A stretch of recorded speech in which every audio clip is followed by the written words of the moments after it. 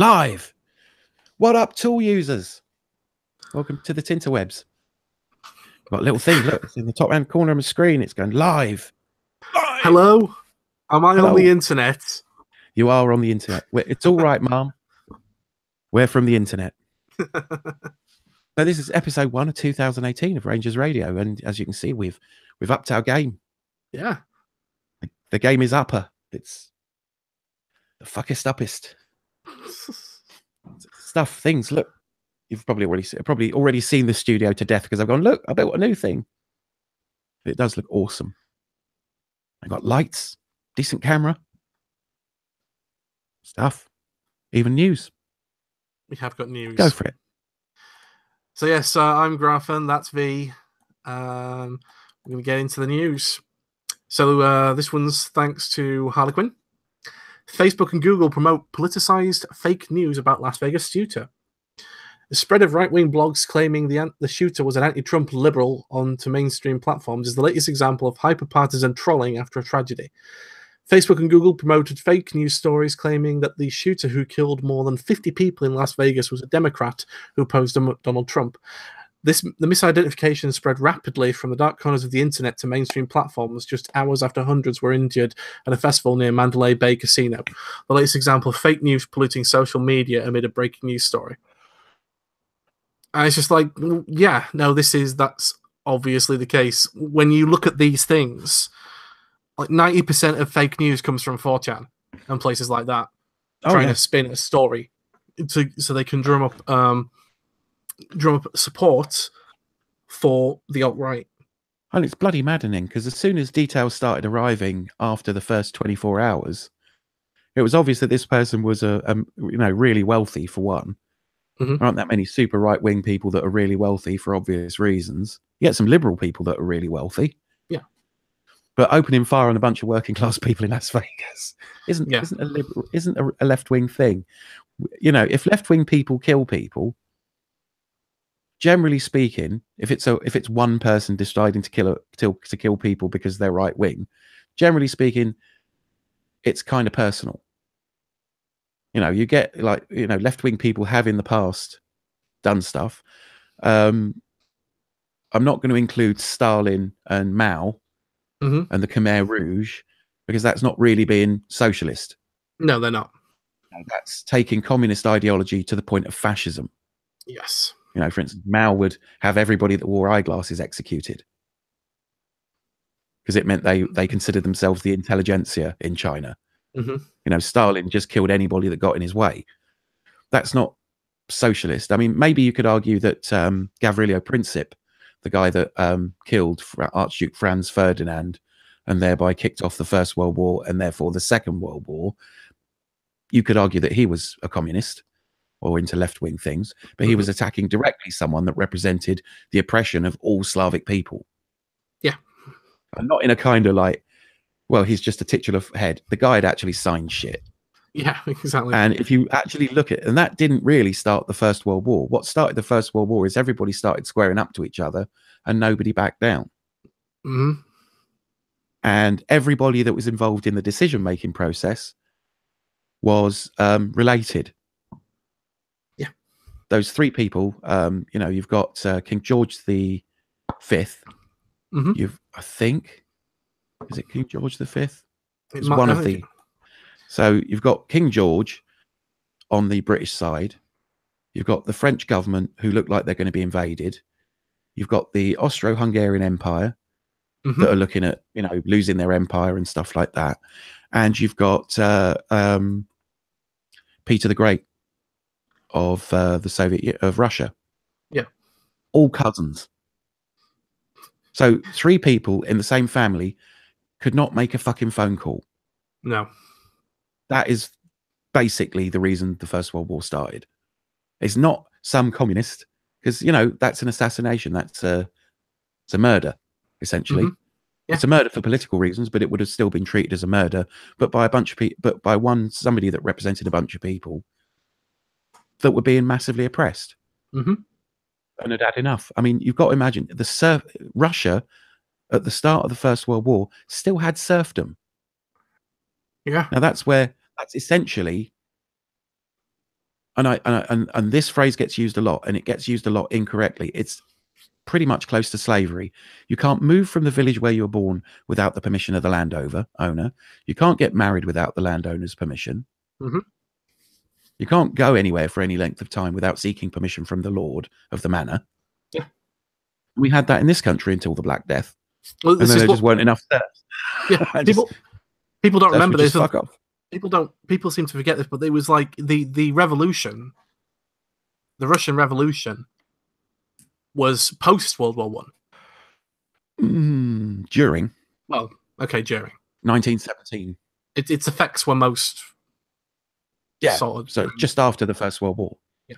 So billions, sort of many millions of Russian soldiers were, conscripted and marched off to war. And while that was happening, I mean, the big kickoff thing was when, as usually happens with revolutions, the moment the military is disgruntled. Yeah. The moment you treat your armed services really, really badly and you get a mutiny, that can actually kick off a whole revolution, can kick off a war, can kick off a whole thing. Because the moment the people with guns are mad at the rich people, then it all goes wrong. And, that's one of those things. If you treat your armed services really badly, you have completely forgotten that they're the highly trained killers with the guns. Well, this is the thing you've got to remember. You have annoyed the people that protect you from the working class. You've got to remember that, like, up until post-World War, up until, like, 1923, the Ottoman Empire was still a thing. Oh, yeah. Had to fight a whole war against them. I mean, there's a very good movie called The Light Horseman, which is about Gallipoli and the fighting in Turkey and places like that. Yeah, so essentially, but anyway, getting back to this, generally speaking, left-wing people don't murder people en masse. No, it's generally disgruntled right-wing people that kick off about that. I put a comment on it. There was a YouTube thing. Somebody that I really respect on YouTube, a guy called Wranglestar, put out this mad, the liberals are coming, they're going to gun down your men, women and children. You better get tooled up and start shooting communists and lefties and those pink-haired people that protest. Yeah. This is while all the news started coming out that it was a right-wing person that just wanted to kill a load of people for whatever mental illness that person had. Yeah. And I'm going to start reclassifying severe levels of entitlement as being a mental illness. Well, going back to, you've got to feel well entitled to start ending people's lives en masse. Yeah, because you don't like what you think they think. Going back to like what this whole thing was about, like that these clearly fake news stories made it to like being promoted by Google and Facebook. And the reason it made it to being promoted by Google and Facebook is because Google and Facebook don't have any sort of vetting process.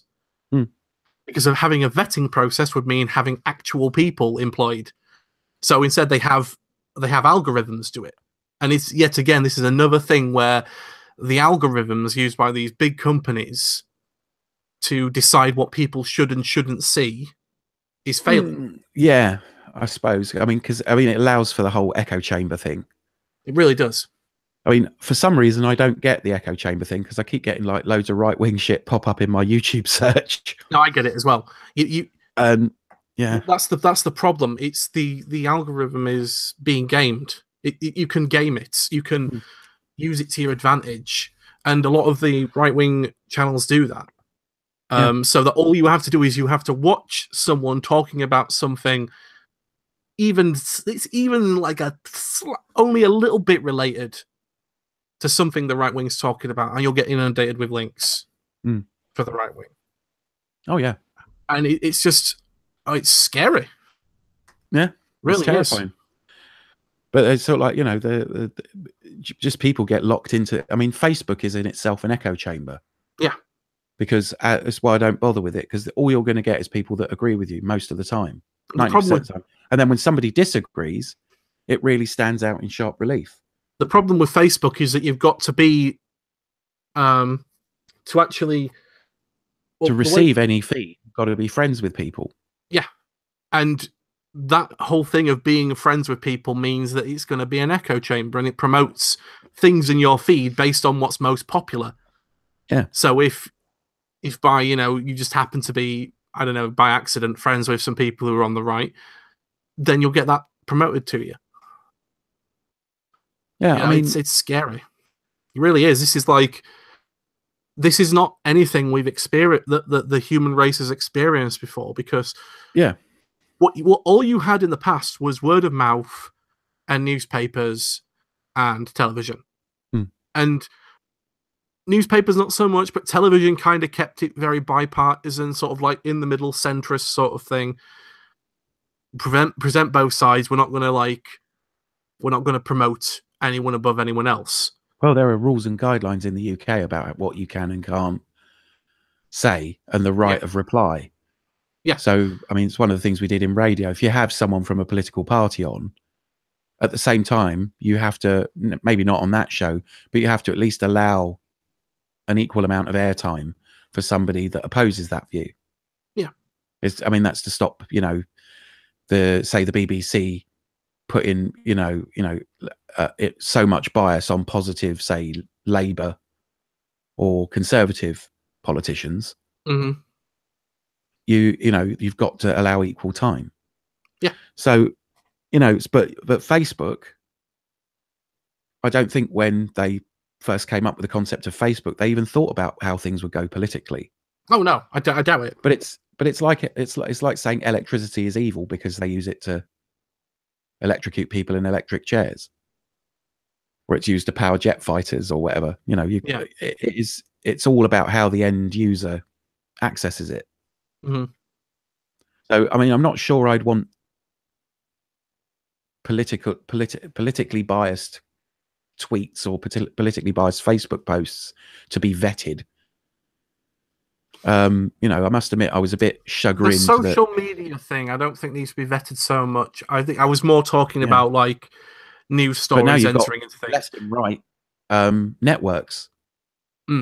CBS is kind of trying to be balanced, and maybe it leans a little bit towards the left, but that's what creative people are like. Creative people tend to be a little more chilled out. Yeah. Because they're creating something. If you create stuff, it calms you down. That's why they have prisoners do paintings and pottery and shit. Yeah.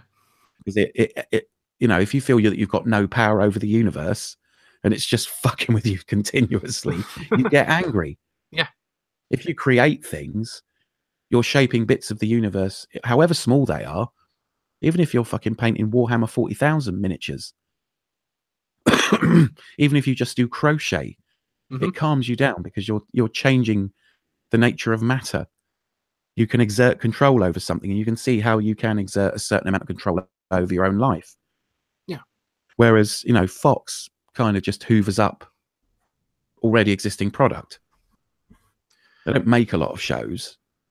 They have a lot of opinionated people, but they just tend to give those opinionated people free reign over what's said and what's put out.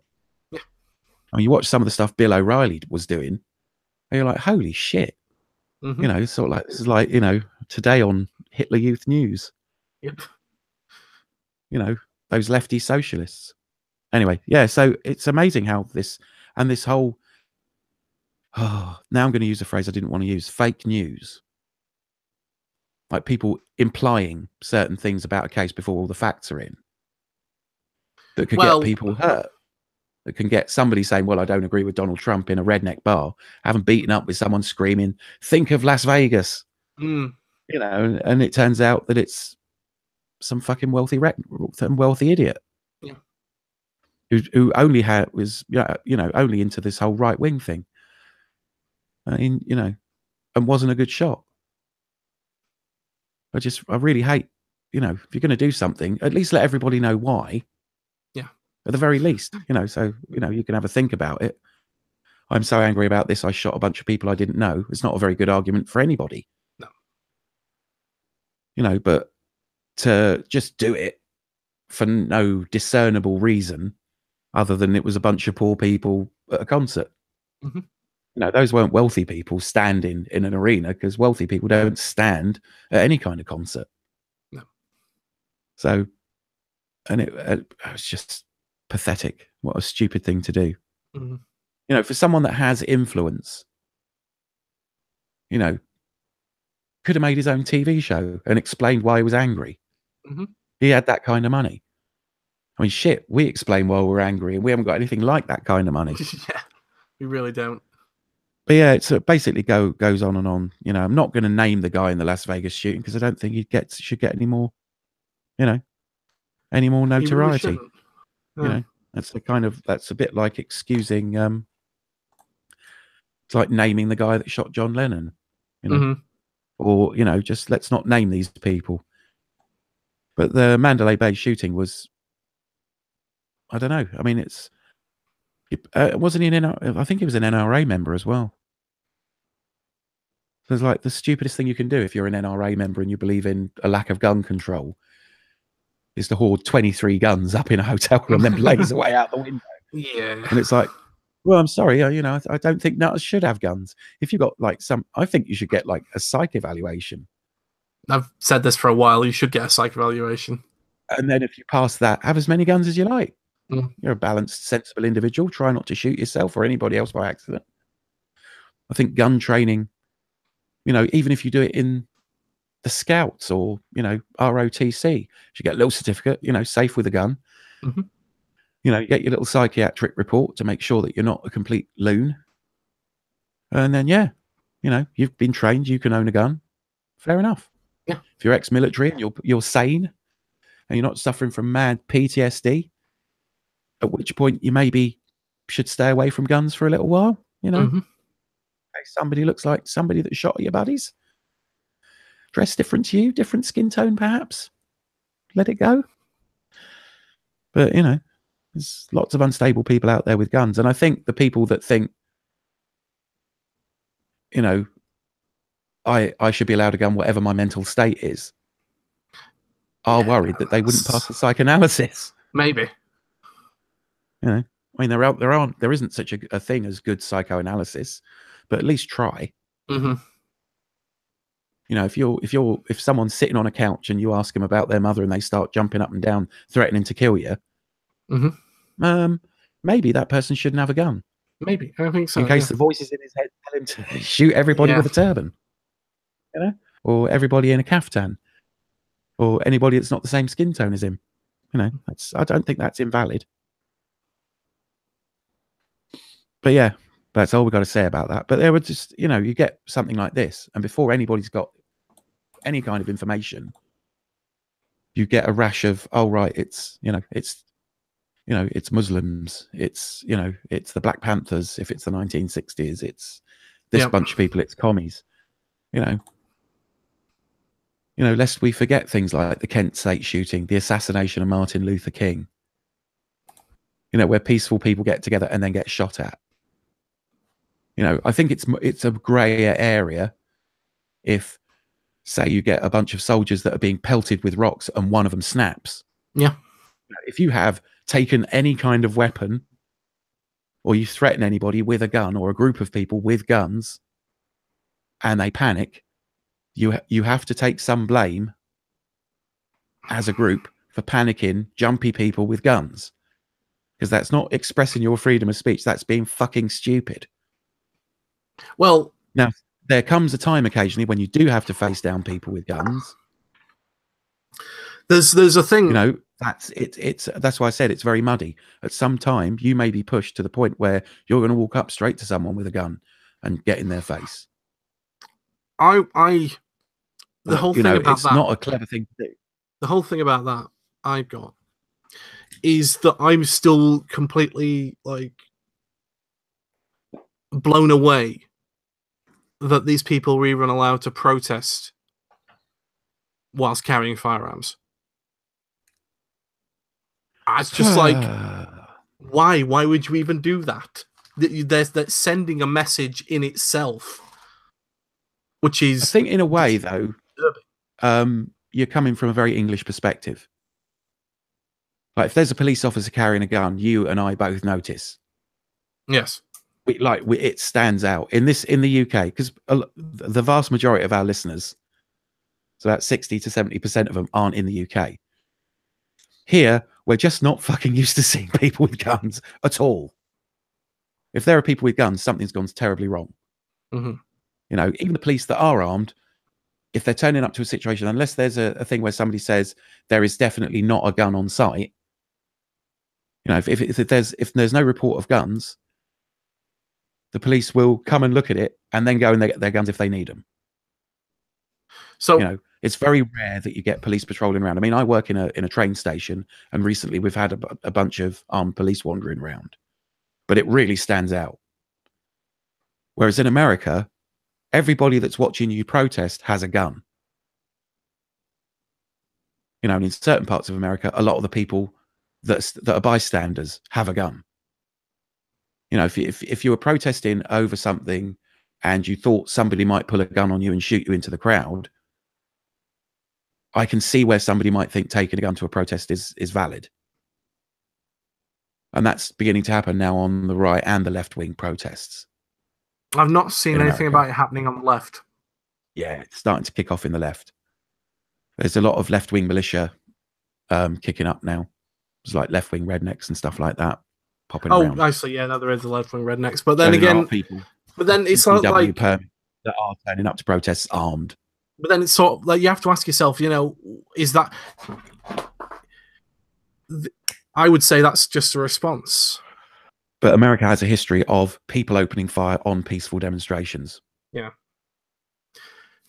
So, and if you were the sort of person that had grown up around guns, had a collection of guns, and then you were motivated to go to a protest, and you were saying Texas.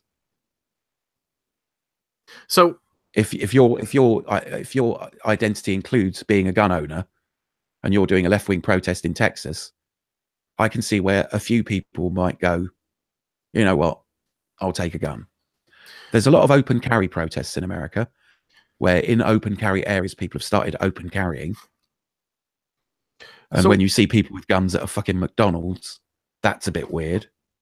So let me just like bring this back just a little bit. So sort of like explain where I'm coming from.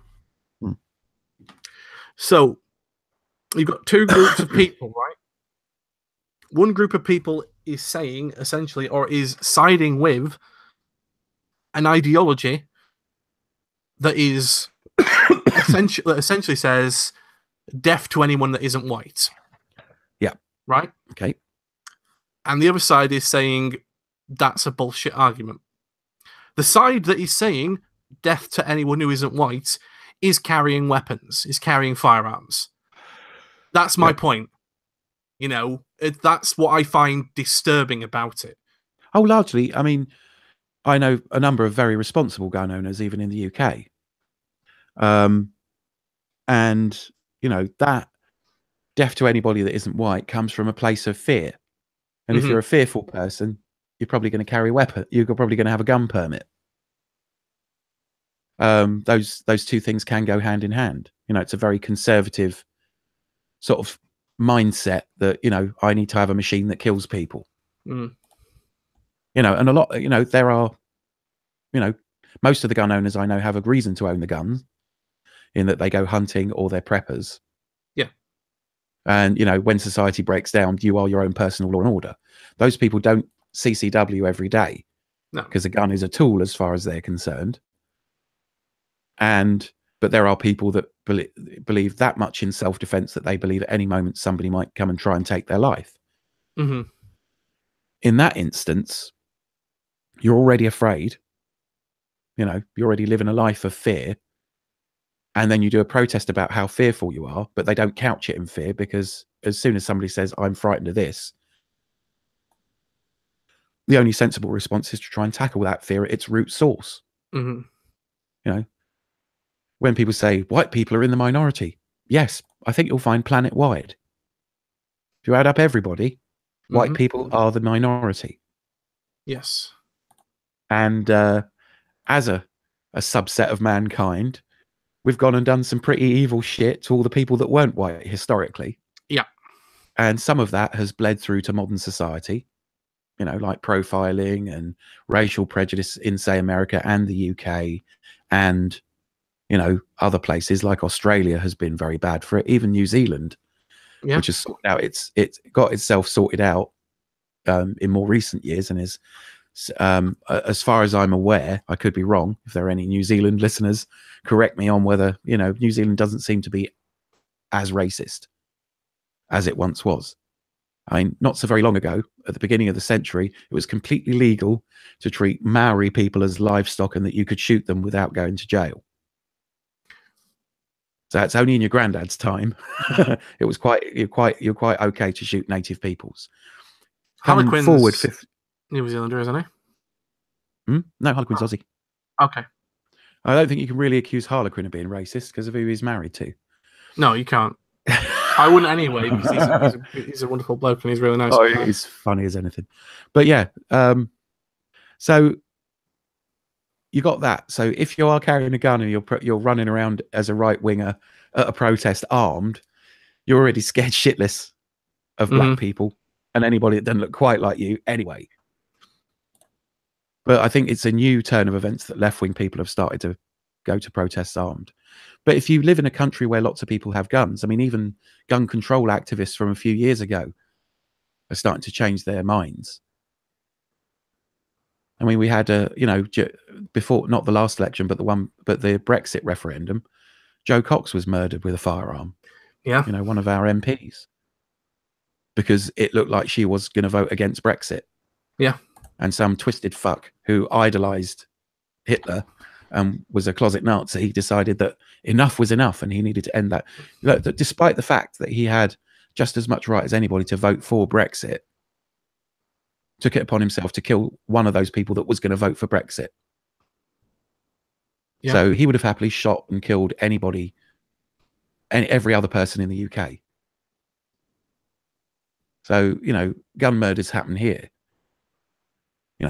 But generally speaking, it's from a fear perspective.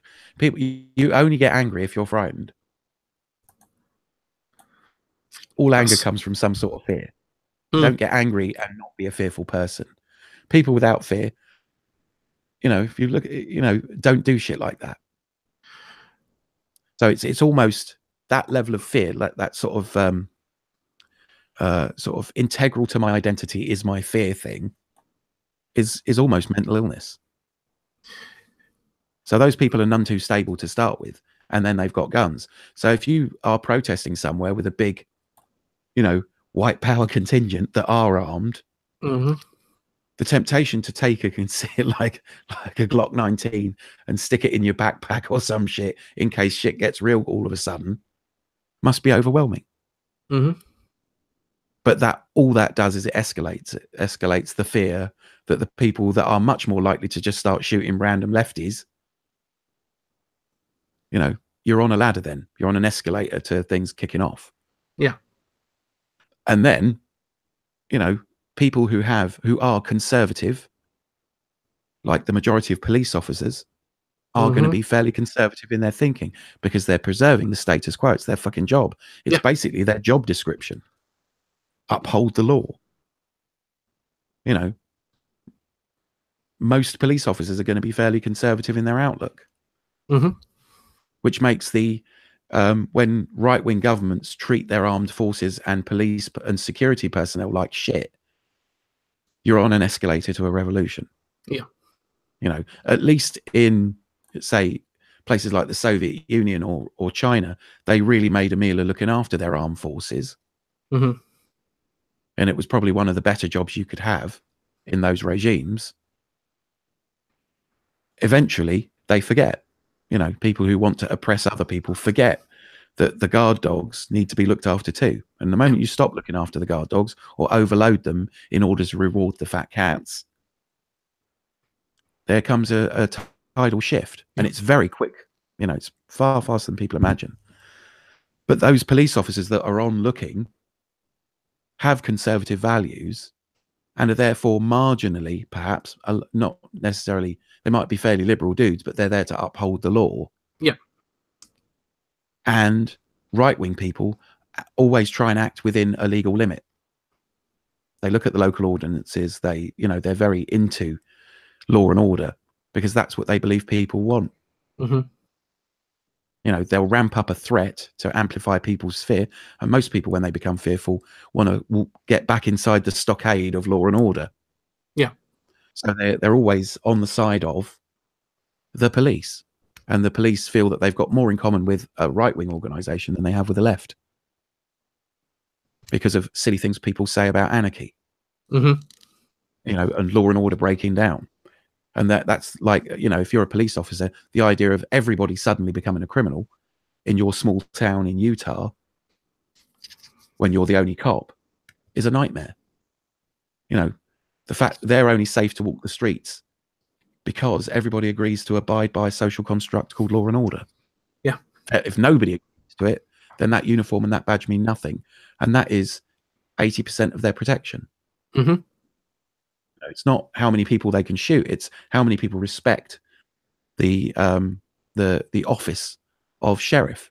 And the idea of people wanting to limit the powers of that is an anathema to those people. So if you're in a left-wing organisation, you know that the police, if anything kicks off, may well just fire into the protesters. Yeah. Because it's happened before, a lot. But, you know, interestingly, you don't have to be armed in order to kill a bunch of lefty protesters. You can just get in your car and mow them down. Yeah. So if you've got a mindset like that, where it's perfectly okay to drive through a group of people you disagree with, as long as they jump out the way, or pepper spray them from your car as you drive by, then, you know, if you think that's likely to happen and you think you're in some serious mortal danger and you're a gun owner but you happen to be left-leaning, the temptation to carry the firearm that you're legally entitled to carry is going to go, you know, it's going to ramp up. I mean, that is the problem, because when a bunch of right-wing people protest, it's seen as kind of the norm, because America's got like 150 years of the KKK. Yeah. It's just some blowhards. Oh, it's just some neo-Nazis. They protest about every week. Out here, we just ignore them. Oh, it's a bunch of people carrying a Confederate flag. Well, they're just good old boys. Oh, it's the Shriners, you know, in their little cars in front of the KKK. It's a normal thing. It's like a normal, you know, 4th of July type parade in some areas. Yeah. You know, and, you know, the Ku Klux Klan is seen as a bunch of guys that just get up to hijinks and mischief in the local area. There hasn't been the history and the weight of it for left-wing organizations. You know, left-wing protesters, America associates those with the people that were protesting the war in Vietnam, and they see those people as the reason that the war in Vietnam fell over. Yeah. And had no support. And it's not. No, it's because you can't fight an entire nation of people. You can't fight for a nation when a large chunk of the nation wants you to go. Yeah. If you sweep in and you put a right-wing dictator in charge of South Vietnam, and then you try and then go use that to fight the North Vietnamese, while the South Vietnamese are victimizing the shit out of South Vietnamese peasants, the South Vietnamese peasants may well join the Viet Cong. Especially if you've already taken out. Do you know they ran a poll to see if Ho Chi Minh would get elected during the Vietnam War to office? CIA did it. Yeah. And Ho Chi Minh would have won by a landslide in Vietnam because of the shit that the dictator of Vietnam, the Minh government, was causing in South Vietnam. They're literally torturing their own people. The guy in charge of Vietnam, and I can't remember what his name is, regularly tortured the shit out of South Vietnamese peasants. So the American armed forces had no support in the country they were in trying to defend it, and an entire country to the north of them that wanted them all dead, along with various communist countries that were quite happy to see America grind itself to dog meat in Southeast Asia and were helping out. Also, things like major American industries were selling the North Vietnamese major military ordnance, like surface-to-air missile sites, parts for the MiGs, you know, machine guns, landmines, gas, all that sort of shit. So America got hamstrung by the military-industrial complex, which is why military-industrial complex came about as a thing to be discussed during the 60s. Yeah, that's where the phrase comes from, because they realized that the industrial guys were selling arms and a lot more, you know, materiel to the North Vietnamese and getting away with it legally through various front companies, to the point they started getting orders. The American pilots were ordered not to target non-operational SAM sites. Because like as not, there was an American, somebody employed by the Americans setting them up and training the guys how to use it. And only once the SAM site had fired were they allowed to attack it. The Americans also had a massive trade deal with Laos, which was where the Ho Chi Minh Trail ran. Yeah. So American forces were not allowed into Laos. So they were hamstrung, which meant that many veterans coming back, once they realised that their own government was trying to screw them, joined the anti-war movement. Yeah. That's why whenever you see footage, there's loads of people in army fatigues. There's so many veterans against the Americans didn't look after their veterans. No. You know, they left them with crappy amputated limbs. They let them get blown up by all sorts of shit. And some of that shit that was blowing those kids up was it made in America. Well, that's like part of the story of First Blood. But I mean, it's also dealt with in Forrest Gump. Yeah, that too. And all sorts of. But there's a very good PBS, the Vietnam War documentary that's awesome, and I recommend everybody that's listening go watch that. It's about 10 hours long, and it's fucking great. But that will really show you exactly how complicated the Vietnam War was. But it's been largely blamed on in the American psyche on hippies in the 1960s dropping acid, smoking weed, going to Woodstock and complaining about the war and refusing to go. Yeah. But those people could not have possibly have ended the war. They raised people's awareness so that political support for the war started to slip. Because what they were saying was true. Yeah. You can't bomb a country into submission. Ask the English. Can you bomb a country into submission? No. It doesn't work. You have to turn it to molten glass to stop people from resisting being bombed by a foreign power. Well, this is the thing. It's the thing everybody should learn from the Second World War. Well, one of the many things that everybody should learn from the Second World War is that bombing cities didn't work on either front. No, it didn't shorten the war from our perspective either. We ask people in Dresden. Doesn't work. The Nazis bombing Britain did not make Britain falter at all. In fact, it bolstered the support for the war. And the British bombing Nazi Germany did not make them falter either. It bolstered their support for the war. Yeah, I mean, the German people's resolve during the Second World War didn't stop until Berlin got invaded, basically. Yeah, and then still didn't. Even though they reached the bridge in Berlin, I can't remember what the name of the bridge is, but the Russians and the Americans kind of met up. They still had to literally house to house do street clearance to get the remnants of the German army to surrender. It was awful, but it's that's war. Yeah, you can't. It's really difficult to win a war. The Duke of Wellington once said that the only thing more tragic than a battle lost is a battle won. And I would recommend everybody go and watch the Doctor Who episode with the Silurian. No, is it the Silurians? I can't remember. Changing aliens, where they've got the two bombs on either the launching mechanism for two bombs either side of the desk, Zygons. I think it's like the Zygon maneuver or something like that. It's a Peter Capaldi episode. Yeah. And then he goes, and you kill them, and they kill you, and they kill you some more, and you kill them some more, and eventually everybody stops and gets around the table and does what they should have done on day one and starts talking. Yeah. And that's why it's so fucking annoying when Trump keeps pestering North Korea, despite the fact that North Korea and South Korea are actually talking. Yeah. Which they haven't done in years. You need the person that's calling the shots to wake up, smell the coffee, and go, we need to talk, because this is silly. Yeah. Because a lot of the time, those arguments between people are arguments between two people that could get millions of other people killed. Yeah. And it is the reason why war is not wagered by assassination anymore. You could stop a war day one. If a rogue nation got out of hand, you could turn up, put a sniper team 2 miles away, pull the trigger, blow the bad guy's head off, and leave them an email saying, if you keep this shit up, you're next. Yeah. It's not done. And just work your way on down. And they would soon fucking stop. Yeah. It's not done like that because there's a vested interest in keeping wars going. Well, there's a vested interest in keeping wars going in a kind of there's no money in a cure for cancer type thing. There's no money in a cure for the common cold, because none of the world leaders would ever sign off on it. Because under those rules, it would have been acceptable to execute Tony Blair. Well, yeah, that's true as well. Yeah, it would have been totally UN ratified that some swarthy dudes from the Middle East would just turn up in an office building one afternoon, train a high-powered rifle on the Houses of Parliament, wait till he come out and blow his head off.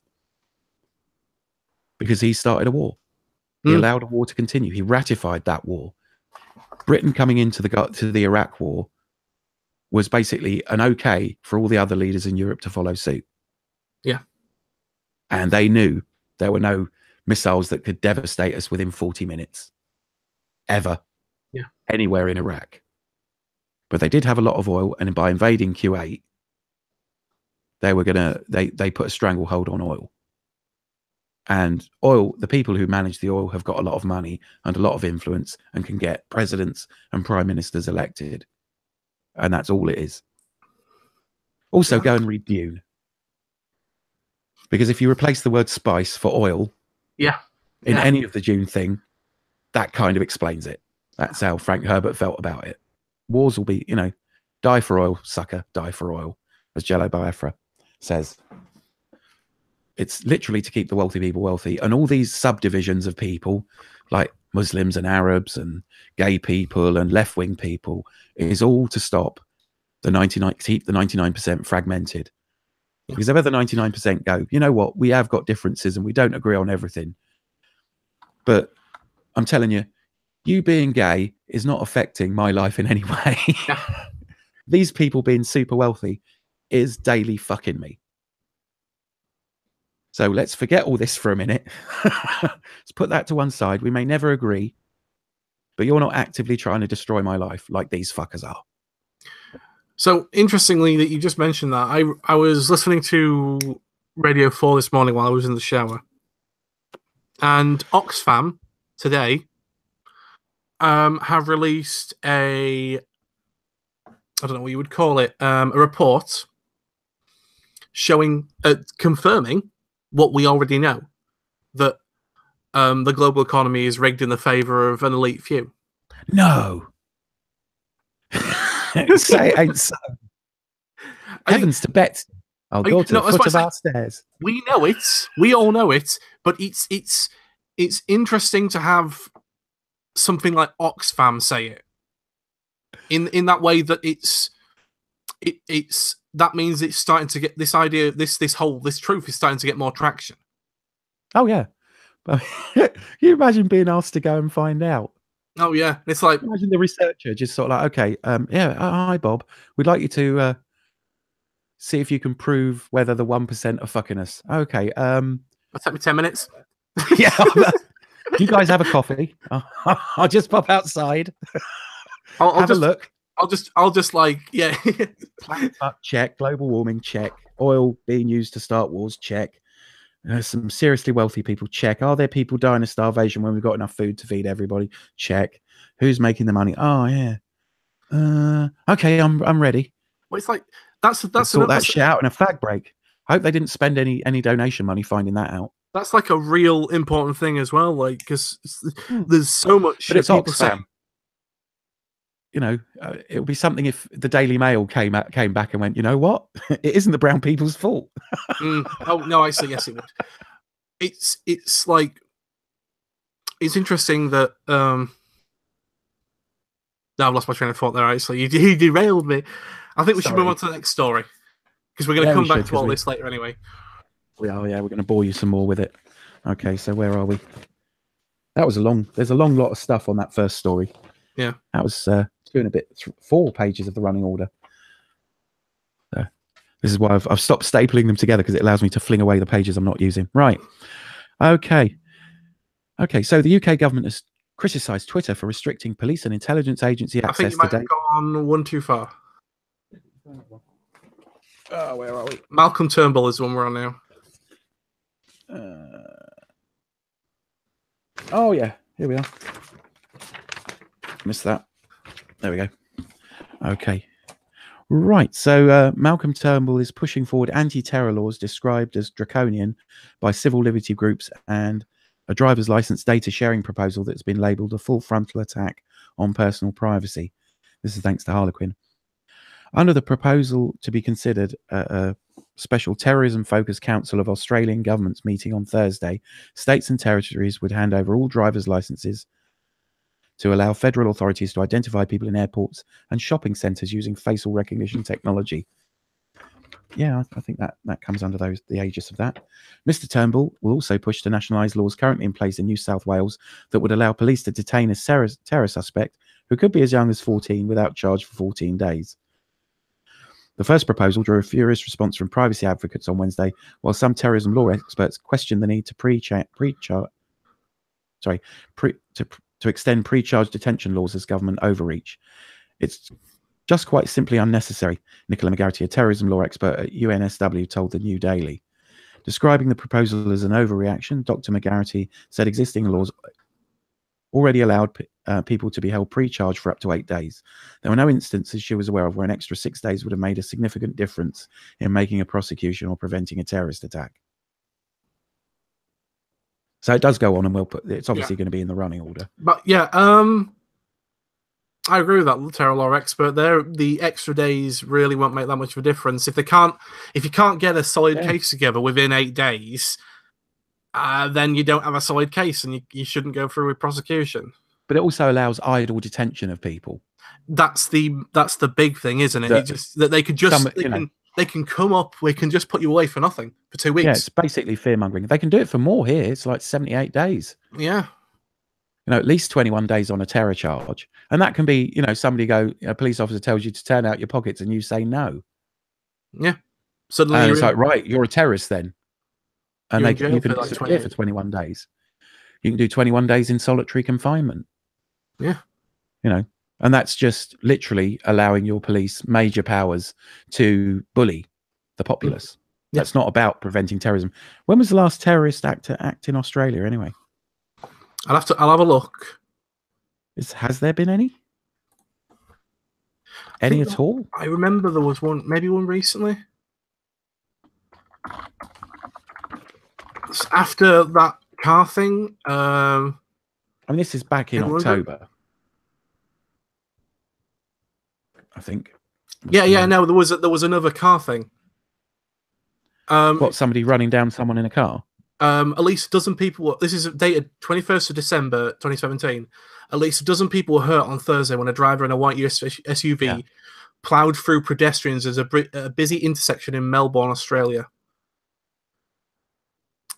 And they believe it to be a terrorist act. So that means the person was brown. The previous to that, this is that's after this story. Yeah. So prior to this story, 2014. Oh, 2014. Yeah. So one. From the looks of it. Oh wait, no. There was a stabbing in April that year, and then a siege in June that year. Hostage taking. Yeah. Okay. So maybe. But it's like, But even then, isn't it weird how chilled out Australians are, and how much of a dickhead the Australian government is? It's almost like, it's like how they're just such arseholes. They've only just all legalized gay marriage in Australia. You just have to look at the way that they have immigration really tight. Yeah, they're massively tight on immigration, despite the fact that 90% of Australia is uninhabited. Yeah. It's like the people, like America's funny about that, and America's not apart from, it's quite kilometer for kilometer, quite sparsely populated. There's nothing stopping them building on, in the vast prairies or anything like that, or building a new city or two. Yeah. Like an American or Australian version of Milton Keynes. There's nothing stopping them doing that, apart from it to be like Milton Keynes. Yeah. Milton Keynes, if you haven't been there, just look it up. Try and find a nice photograph of anything in Milton Keynes. Good luck. Milton Keynes and Stevenage are some ugly cities. Yeah. Well, towns. I don't know if Milton Keynes is a city. I think, but yeah, there's nothing more ugly than a new town. Really is. Or that might be a British precondition thing, because we expect to see old buildings around a lot. It's a town, is Milton Keynes. Yeah. Oh, it's horrible. I have to go through it to go to Northampton. It's not good. But anyway, yeah. So it's just like, it's not needed. I would say facial recognition in shopping malls. Hey, Mr. So-and-so, welcome back to the Gap. How were those jeans? Yeah. Fuck off is how those jeans were. No, please, let's not. We don't need facial recognition technology. And anyway, I mean, it's like, how are you going to sort out facial recognition on someone who has yet to commit a terrorist attack? Generally speaking, these are one-shot things. You don't get a man committed stabbing today and was apprehended and then let go because they thought he had a point. And then, amazingly, he went and committed another stabbing the next day, where facial recognition would have stopped that. Facial recognition will not stop shit. No. Because even if you did have someone that was a known terrorist, if he's a known terrorist, he's not a suicide bomber. You can't have a rep for being a suicide bomber, or an active terrorist. You can't have a rep for shooting people down and really getting away with it. It's really hard to get away with it in a Western democracy because people tend to find you. Yeah.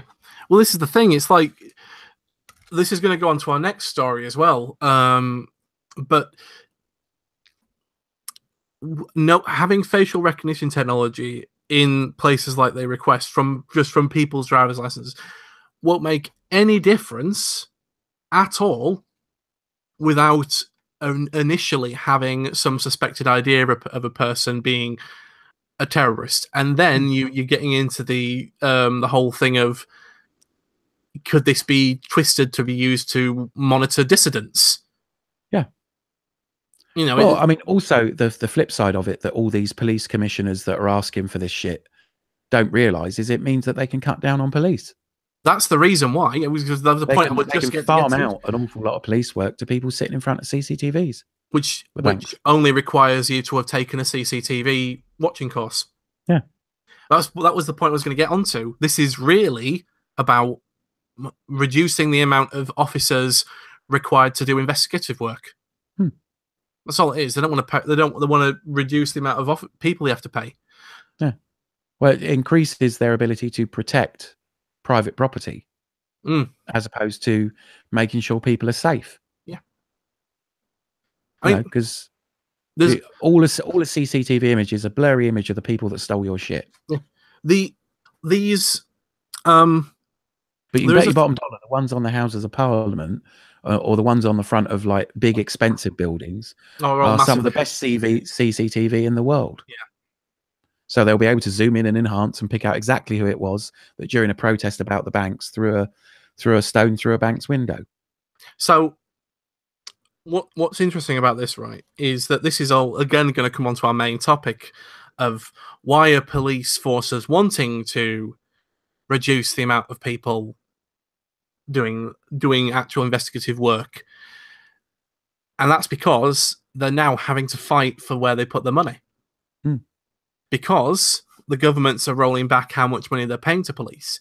There was a whole thing, and it's been going on for years, where people have been saying, oh, there's not as many police officers walking around doing the beats. There's not enough in this country, in the UK, not enough bobbies on the beats. What happened to all the police officers walking around, just having a presence in a place? All those officers have just been let go because the government is not paying the police force enough. Yeah. They're just, police force, cut that. We need more money for the military. Do we? We need more money to line these fat cats' pockets so they can have crooked business deals. Yeah, well, that's not actually more money for the actual individual squaddy or soldier on the ground. That's more money so they can allow huge business deals to fail. Yeah. It's like our one aircraft carrier now is we don't have any planes for it. There isn't a single plane on that aircraft carrier. Well, this is again, we're going to get into this, but it's like this is why the whole thing of Carillion recently and Grenfell Tower before that. And we'll get into this, but it's all because the governments are like, we don't want to have to deal with this. We'll get the cheapest bidder. I'm really surprised that security on armed forces bases isn't Group 4. It will be. I wouldn't be surprised if it is one of these days. Watch that coming, so that the people that you eventually mobilise are going to be private military, directly paid stooges. Yeah. Oh yeah, we don't need military police anymore. We'll just get Group 4.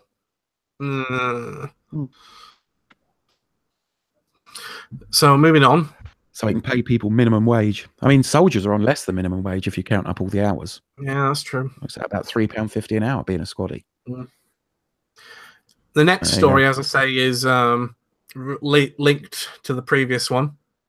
UK government has criticised Twitter for restricting police and intelligence agency access to data, which it says could be used to identify terrorist plots, according to the Telegraph newspaper. This one's thanks to Kev. The newspaper quotes a spokesman for Prime Minister Theresa May, who said, "We are protesting this decision. We are in talks with Twitter on getting access to this data." The spokesman also called for social media companies to play a role in the government's fight against terrorism. Now, again, this is like another thing to try and... This is another part of trying to reduce the amount of people doing things to save money. This is a cost-saving exercise with very scary ramifications for people's privacy. That's all it is. It's how can we get the most amount of stuff whilst saving the most amount of money? And in their mind, it's just throwing a big net over everything. Throw a big terrorist net over the country and pull it in, and the terrorists will get caught up in this net, and everyone else will be fine. Yeah, because that's how things work in real life. Essentially, all this boils down to the government just wanting to have things as cheaply as possible. Well, and also have as few people as possible that can turn on them.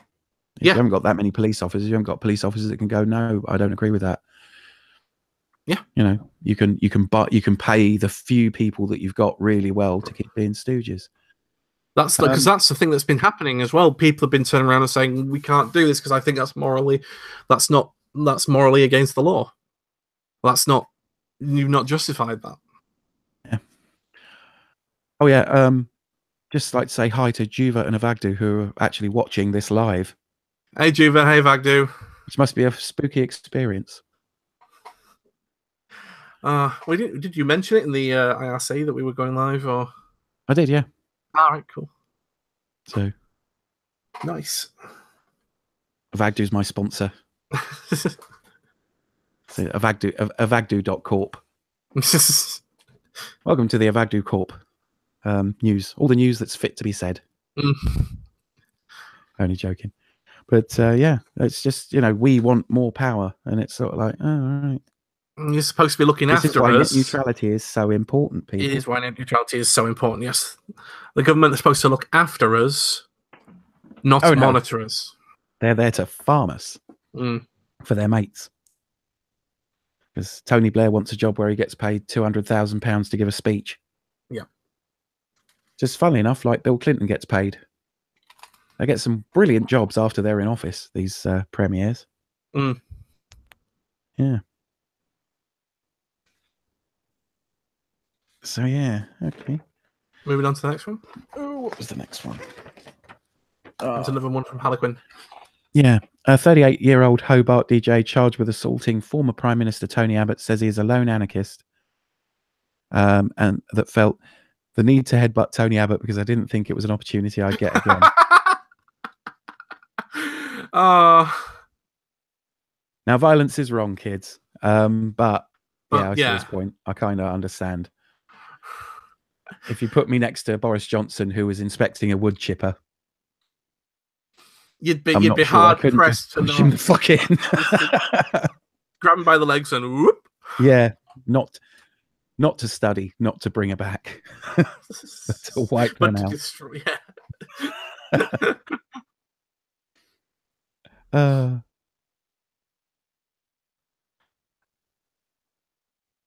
Astro Funk Knuckle Larbe. That's his nickname, Funk Knuckle. Am I reading that right? I think, no, that's right. I thought it was Funk Knuckle, but you're right. It is Funk Knuckle, yeah. Larbe. Astrolabe has been charged with 1 count of common assault following an incident on Hobart's waterfront on Thursday afternoon. He said he intends to plead guilty. Just like, did you on the day of the... Yep. With pride. I must state in no uncertain terms that this has nothing whatsoever to do with marriage equality, Larbe said, or Labe said. For all intents and purposes, legally, I'm remorseful. This was nothing to do with the Yes campaign. I'm not a campaigner. I'm a lone anarchist that felt the need to headbutt Tony Abbott because I didn't think it was an opportunity I'd get again. The police said the charge followed an investigation into a complaint made by Mr. Abbott that they would take no further comment. Mr. Abbott has alleged the man headbutted him after asking to shake his hand. He told reporters at morning press conferences that his injuries were minor. That's silly. That fucks up your case for a start. Mr. Abbott and others said the alleged attacker was wearing a badge supporting same-sex marriage. The former Liberal leader was in Tasmania for several events, including a Young Liberals cocktail party. Oh, that sounds dreary. Probably livened up his day a bit. Earlier, police said that they had spoken to several witnesses and seeking CCTV from the waterfront area. Both sides of the same-sex marriage debate have condemned violence.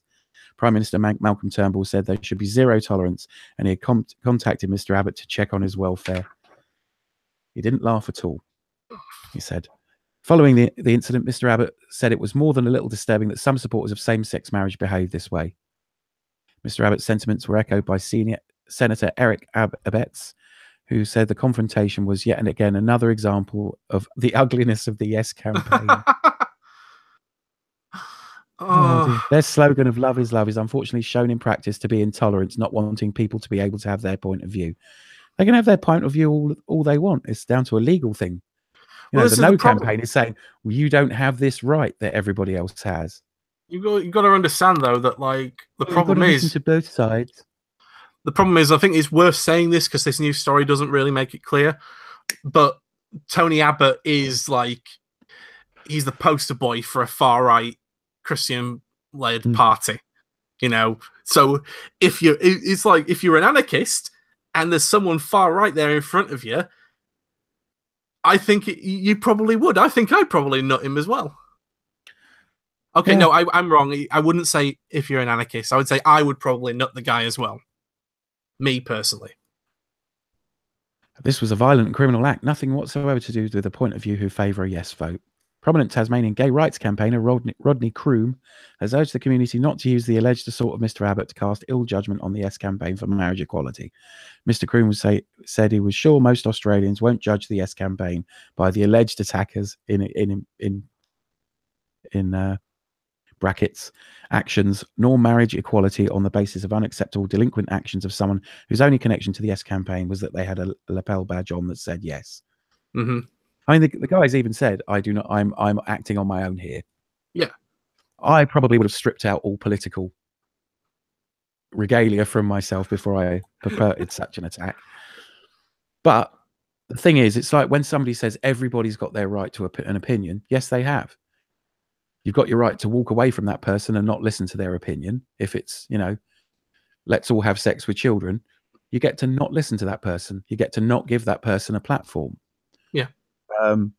But if you're of a different opinion, you don't get to impede the civil rights of the person you disagree with. Mm-hmm. So if you think, well, look at what they did and that's why they shouldn't have gay marriage, is bullshit. Yeah. Pure and simple. Either everybody has a right or it's not a right. It's a privilege granted to a select few. So it's sort of like this is kind of like the guy's a dick. He got headbutted by someone who thought you're a dick. Mm-hmm. And somehow this is kind of like, so this is why gay people shouldn't have the vote because I got headbutted. Mm-hmm. Not I'm being a dick and somebody headbutted me for being a dick.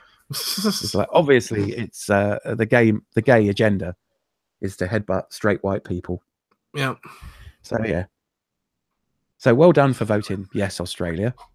Fantastic, brilliant. We love it. We love you very much for having voted yes. I can't remember what the margin was, but I think it was fairly close. Yeah.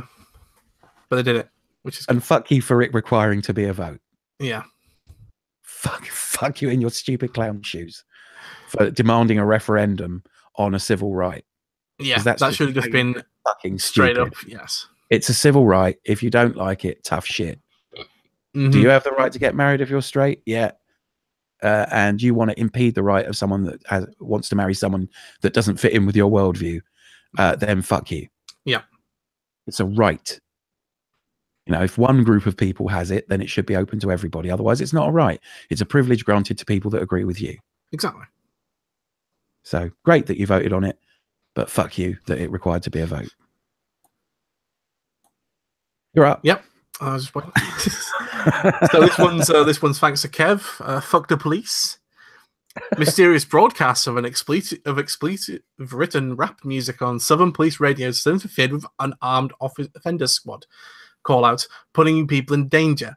Otago Coastal Acting Area Commander Inspector Kevin Lloyd of Dunedin Police were aware of non-police members transmitting on police radio over the past few days. The radios have picked up multiple versions of the song Fuck the Police by 1990s Los Angeles rap group NWA. The Armed Offender Squad, AOS, were called out 9 p.m. on Friday to a man pointing a gun at Moses and Oramaru. He said today the person or people were broadcasting the music while he was trying to coordinate the police response. It was putting people in danger. And I just love this bit here. That's like, the song features lyrics critical of police conduct. Like, what do you expect from a song title of Fuck the Police? From a band called NWA. Yeah. The radios have also picked up a version of the song by American rock band Rage Against the Machine. Oh, gosh. It was just like, well, I love this because for multiple reasons. One is that the police kind of deserve this sort of shit to be happening because we've already talked about this. That in the way that police forces are arranged nowadays, they're more concerned about protecting property than they are about protecting people. Mm. And we're also showing here that, like, for the second point, again, this is highlighting how police officers, not just in America, you know, around the world, profile people unfairly. And also, third, just being me, just getting into the geeky side of it, I love that they've been able to interrupt the police's own system, and the police have not been able to do anything about it. Yeah, can you do anything about it? No. That's the good thing about radio. What I like is this next bit, where Inspector Lloyd said no police radios were missing, and it seemed the interference was being made through other means, which means their first thought was it was probably somebody dicking about back at the police station. The first place they went, when they were trying to figure it out, was our own guys. Mm-hmm. So that, you know, and there are also reports of someone broadcasting pig grunts and police over police radios in the lower North Island. Oh my gosh. So that if somebody is driven to, I mean, because it's not easy, because those are restricted things on the band plan. Yeah. So if you buy a radio, you've got to go to some efforts to unlock it so that you can use those frequencies for a start. Just to point out, this looks to be in New Zealand, this story. It's not in America, it's in New Zealand. Oh, right. What the easiest way to solve this, and this is what I don't understand why they haven't, is what we've done in the UK with Tetra, or Airwave as it's called, also called. Encrypted. Where it's a special encrypted trunked system, so you can't interfere with it because it's pretty much secured, and it won't broadcast anything that doesn't have the correct encryption. Yeah, I like that. Any interference with police radio constitutes a risk to public safety, and anyone caught doing this can face a penalty of criminal nuisance and up to 1 year imprisonment. Yeah, but I mean, you're gonna have a pretty easy year in stir, aren't you? Yeah. Well, what are you going away for? Police over the police radio signal. Come with us. Man. You can sit with us, kid. My man. Yeah. Oh, that's brilliant. I don't know if I'd played Fuck the Police. I think if I had a choice of songs, I would have done Fuck the Police, but I would have also done the one by KRS-One, The Sound of That Police. Whoop, whoop. That sounded like police. Such a good song. Yeah. Yeah. Excellent. Yeah. I thought I'd end on the news on that song. So where we would normally do halftime music, it's a live stream. So, you know, let's not do that. We can't do halftime music unless we do like Kevin MacLeod or something. Well, we can. Yeah, I suppose. I can feed it into the mixer. It's doable, but yeah, it's a bit of a faff. And YouTube, no matter what I play, despite the fact I've got permissions, if I play music, it's not that it affects me at all because we don't do ads on this channel. But yeah, they give a copyright strike. Yeah. Yeah, they chopped me off live stream yesterday, and I don't know why. They just randomly, because I think it's due to the keywords I put in. But somehow triggered something, despite the fact that yesterday it went up today a quick video about 2 magazines that I was going to do, and a brief tour of the studio with me playing with the little gadget. Which let me just see. Can we do gadget? Hold on. Where's your remote? Got the remote right here. So yeah, the only problem is I've got to switch back because I'm currently watching on the YouTube because I was looking at the live chat. And Jiva said, pro tip, don't tweet your crimes. Good idea. Yeah. So yeah, we can go this way. We can jerkily go that way. We can go up. And ruin the illusion. The fourth wall's broken. He's just sitting in his bedroom. And we can come down and watch this bit when it does the bit. Yeah. So yeah, got the gadget. It doesn't work if it's plugged in. I spent ages trying to fix it the other day. Yeah. And it was just if you plug it into a power source, it doesn't accept any incoming remote. Yeah, so if you didn't watch the other video, spent ages, inhaled much spray paint fumes. And if you're a smoker and you spray anything, the real problem is all your cigarettes taste of spray paint for about 3 hours. It's a massive hassle. So don't smoke and don't use spray paint. I think the guy at the hardware store where I kept going back to buy more spray paint was wondering what the fuck I was doing with it all. I must have bought about 8 cans of spray paint to get everything done. But we'll be going into the spray paint thing on our roving reporter thing that I'm going to start doing, where we go and do Rangers thrifts. If you've ever seen LGR's thrifts and Nostalgia Nerds thrifts, we're going to do going and finding shit that Rangers might be interested in. So that should be good. It's very cool. So Rangers thrifts coming soon, because I can't be asked to ask for permission in every single shop I want to go in. I've got some normal glasses type camera glasses. So I'm just going to go around to places like B&M's and Asian supermarkets and stuff, so you can find all your prepping gear. So yeah, so that's the thing that's coming. And we've got the studio, and Rangers TV will be going back to using a decent camera, you'll be pleased to hear, rather than this action cam. Because the action cam's really cool, but it's obvious that you might be filming.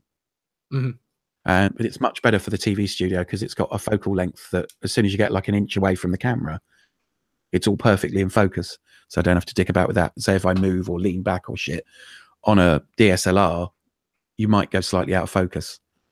And that is a massive faff. And also the little pan and tilt head doesn't work with the DSLR because it's too heavy. So this, you know, which I should have thought about before I bought the pan and tilt head really, and had a look at the amount of weight it could take. But this totally works. I'm really liking this as a solution. It's much easier to do the radio thing, and it's instantly on YouTube.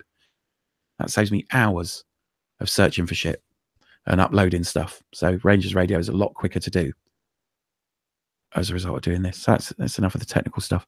Harlequin Televagdu regards people who need their head kicking by Antifa, someone calling for the extermination of everyone other than whites. All right. I'm just looking at the IRC. If you're new to the channel, go in the IRC because there's usually people in there.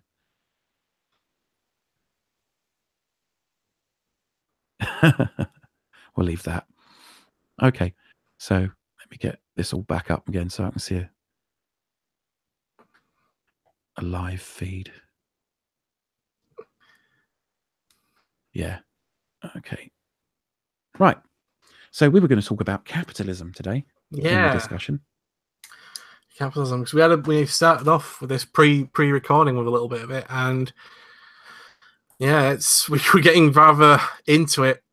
In that way, we always do this. We start off talking about a thing before we get started. What do you want to talk about before we get started? What do you want to do as a discussion? And then we end up having like an hour's worth of discussion where we've done all the best stuff. So this time we sort of like, nope, 15 minutes, saying we're going to stop now. Otherwise, we will waffle and use up all our good material. We do this before we start broadcasting. I should set a timer for 15 minutes. Mm-hmm. And then when that goes off, it's like, right, okay, save that. Yep. So yeah, I gave a little speech on the last live cast, the long one. It's 4.5 hours long. More or less about division of people and stuff like that. And then you brought up the subject of capitalism and how the system is self-perpetuating. And what was the? Have you still got the John Steinbeck quote to hand? Yeah, just 1 second. Let's just scroll down here. So, quote from John Steinbeck. Oh no, sorry, it's a misquote from John Steinbeck, I should say, but it reads as follows: socialism never took root in America because the poor see themselves not as exploited proletariat, but as temporarily embarrassed millionaires. Yeah. I mean, it also says something that the great American novel is probably something like The Great Gatsby, which is about someone pretending to be rich in order to be accepted. You know, so a lot of people think that at some point they're going to be super rich. You know, they're either going to be a pop star or a movie star and stuff like that. And that comes back to that Fight Club. Or they're going to win the lottery, or they're going to make some major breakthrough. It's going to make them a lot of money. They're going to be the next Pat Rock. Something, or create a company that will do really well, or some shit like that. To all intents and purposes, it's a bit like telling someone that they're not going to win the lottery. In the same way as you tell them that they're not going to get struck by lightning. You know, you're not going to be killed by a terrorist. You're not going to, you're not. It's like you're probably never going to be assaulted by a stranger. You know, the chances are anybody that assaults you is going to be someone you know. Yeah. Anybody that murders you is going to be someone you know. There is a reason police look at the nearest and dearest when somebody gets offed, because nearly every single time it's someone that knows them. And it's just about as likely that you're going to become super rich. What very wealthy people don't want to let you know is the people that are super rich come from super rich families. There's very few examples of a poor boy made good. Bill Gates was upper middle class. His dad was a corporate lawyer. They were wealthy. They had a summer house. You know, the only examples I can think of in recent times of people that didn't have a lot of money, probably Steve Jobs and Steve Wozniak. Yeah. Steve Jobs was working class, and Steve Wozniak was working class. But the reason that they were successful is they had something genuinely new to bring to the world. You know, IBM just got richer. Apple had to move into different types of computing in order to make their fortune.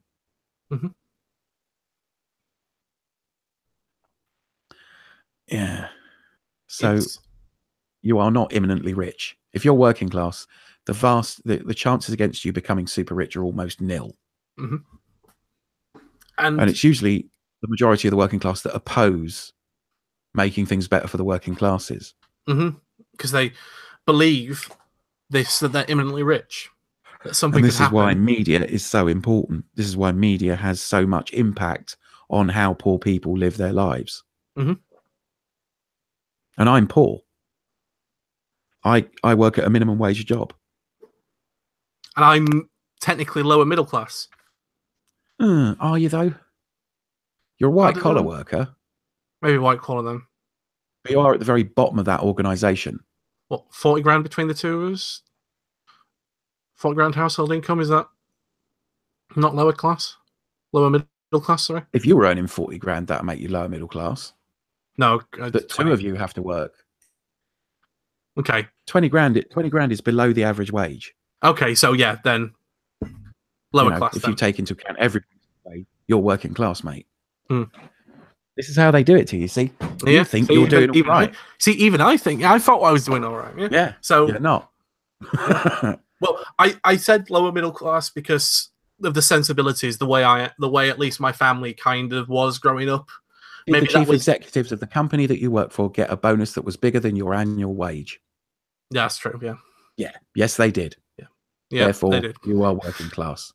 Yeah. They gave your annual working wage. That's what you pay for everything out of. They gave more than that to someone just because they're in charge. Yeah. So, yeah. So, you don't earn a huge amount per month more than I do. Mm-hmm. And I wash dishes for a living. A job that requires no skill. But, and the thing that leads on to that, though, is that what skills are required to do the jobs that these people are getting paid lots of money for? Do they work more than we do? Oh, it's a very specific skill that you can't possibly accomplish. It's the art of falling out of the right vagina. Yeah, that's it. Which is too late for you now. That's too late. I failed at the first hurdle. Yeah, you fell out of entirely the wrong vagina. Oh, no. Wrong vagina. That's what you did. Yeah. Wrong. Born to wrong. If you'd fallen out of the right vagina, if you'd done hard at your sums when you were a sperm, you'd have fallen out of precisely the right vagina, so that you could have gone to a prep school, gone to a good, like a private secondary school, and then gone on to a superior university. Mm-hmm. And then you'd have known the right people in order for them to just give you a job as you left. Yeah. Or at least gone and done an internship where you didn't need to be paid, because mummy and daddy would have handed you the money for a nice flat in London. And you could have gone and worked in the city. Mm-hmm. See, that's where you failed. Yeah, I failed. Drop the ball on that. And that's how it works. Yeah. How it works. Most wealth is inherited and then improved upon. Once people that support you get into power and vote for massive tax reductions in your company business, or give you nice loopholes so that you can do all the bit. And this is why it's so important to have things that curtail, to have government oversight which curtails the frankly insulting way that businesses will try and avoid paying tax, like pushing for tax cuts by buying people out or taking advantage of loopholes in the system. Yeah. Offshore tax havens, for example, donating to charities so they don't have to pay tax. And they can choose which charity they want. So they can pick a charity that doesn't really matter. Not to say that charities don't really matter. I mean that they can game it. I would say that all charities are the failure of government. Well, yes, I agree with you. If a charity has to exist, then the government has fallen or failed in some way. We've said this since the first episodes. Yeah. Charity exists because the government has failed at its job, at its duty to make sure that everything's okay. There are how many charities? I mean, okay, you've got charities that are like to make sure animals get rehoused. That is, I would say, a failure of the government to make sure that animal welfare is being done properly. You've got charities for the homeless. That is a real big indicator that the government is not looking after people to make sure that they get housing. We've got charities for servicemen. Yeah, charities for servicemen. One charity for ex-armed forces personnel. Yeah, because they don't get paid. They don't get enough pay in their. These people have put their lives on the line to protect us. And the incidence of ex-armed forces homeless is about 1 in 4. Yeah, most it's like the if you were to take any sort of indicator of what homeless people are like, the largest indicator is that they were in the armed forces.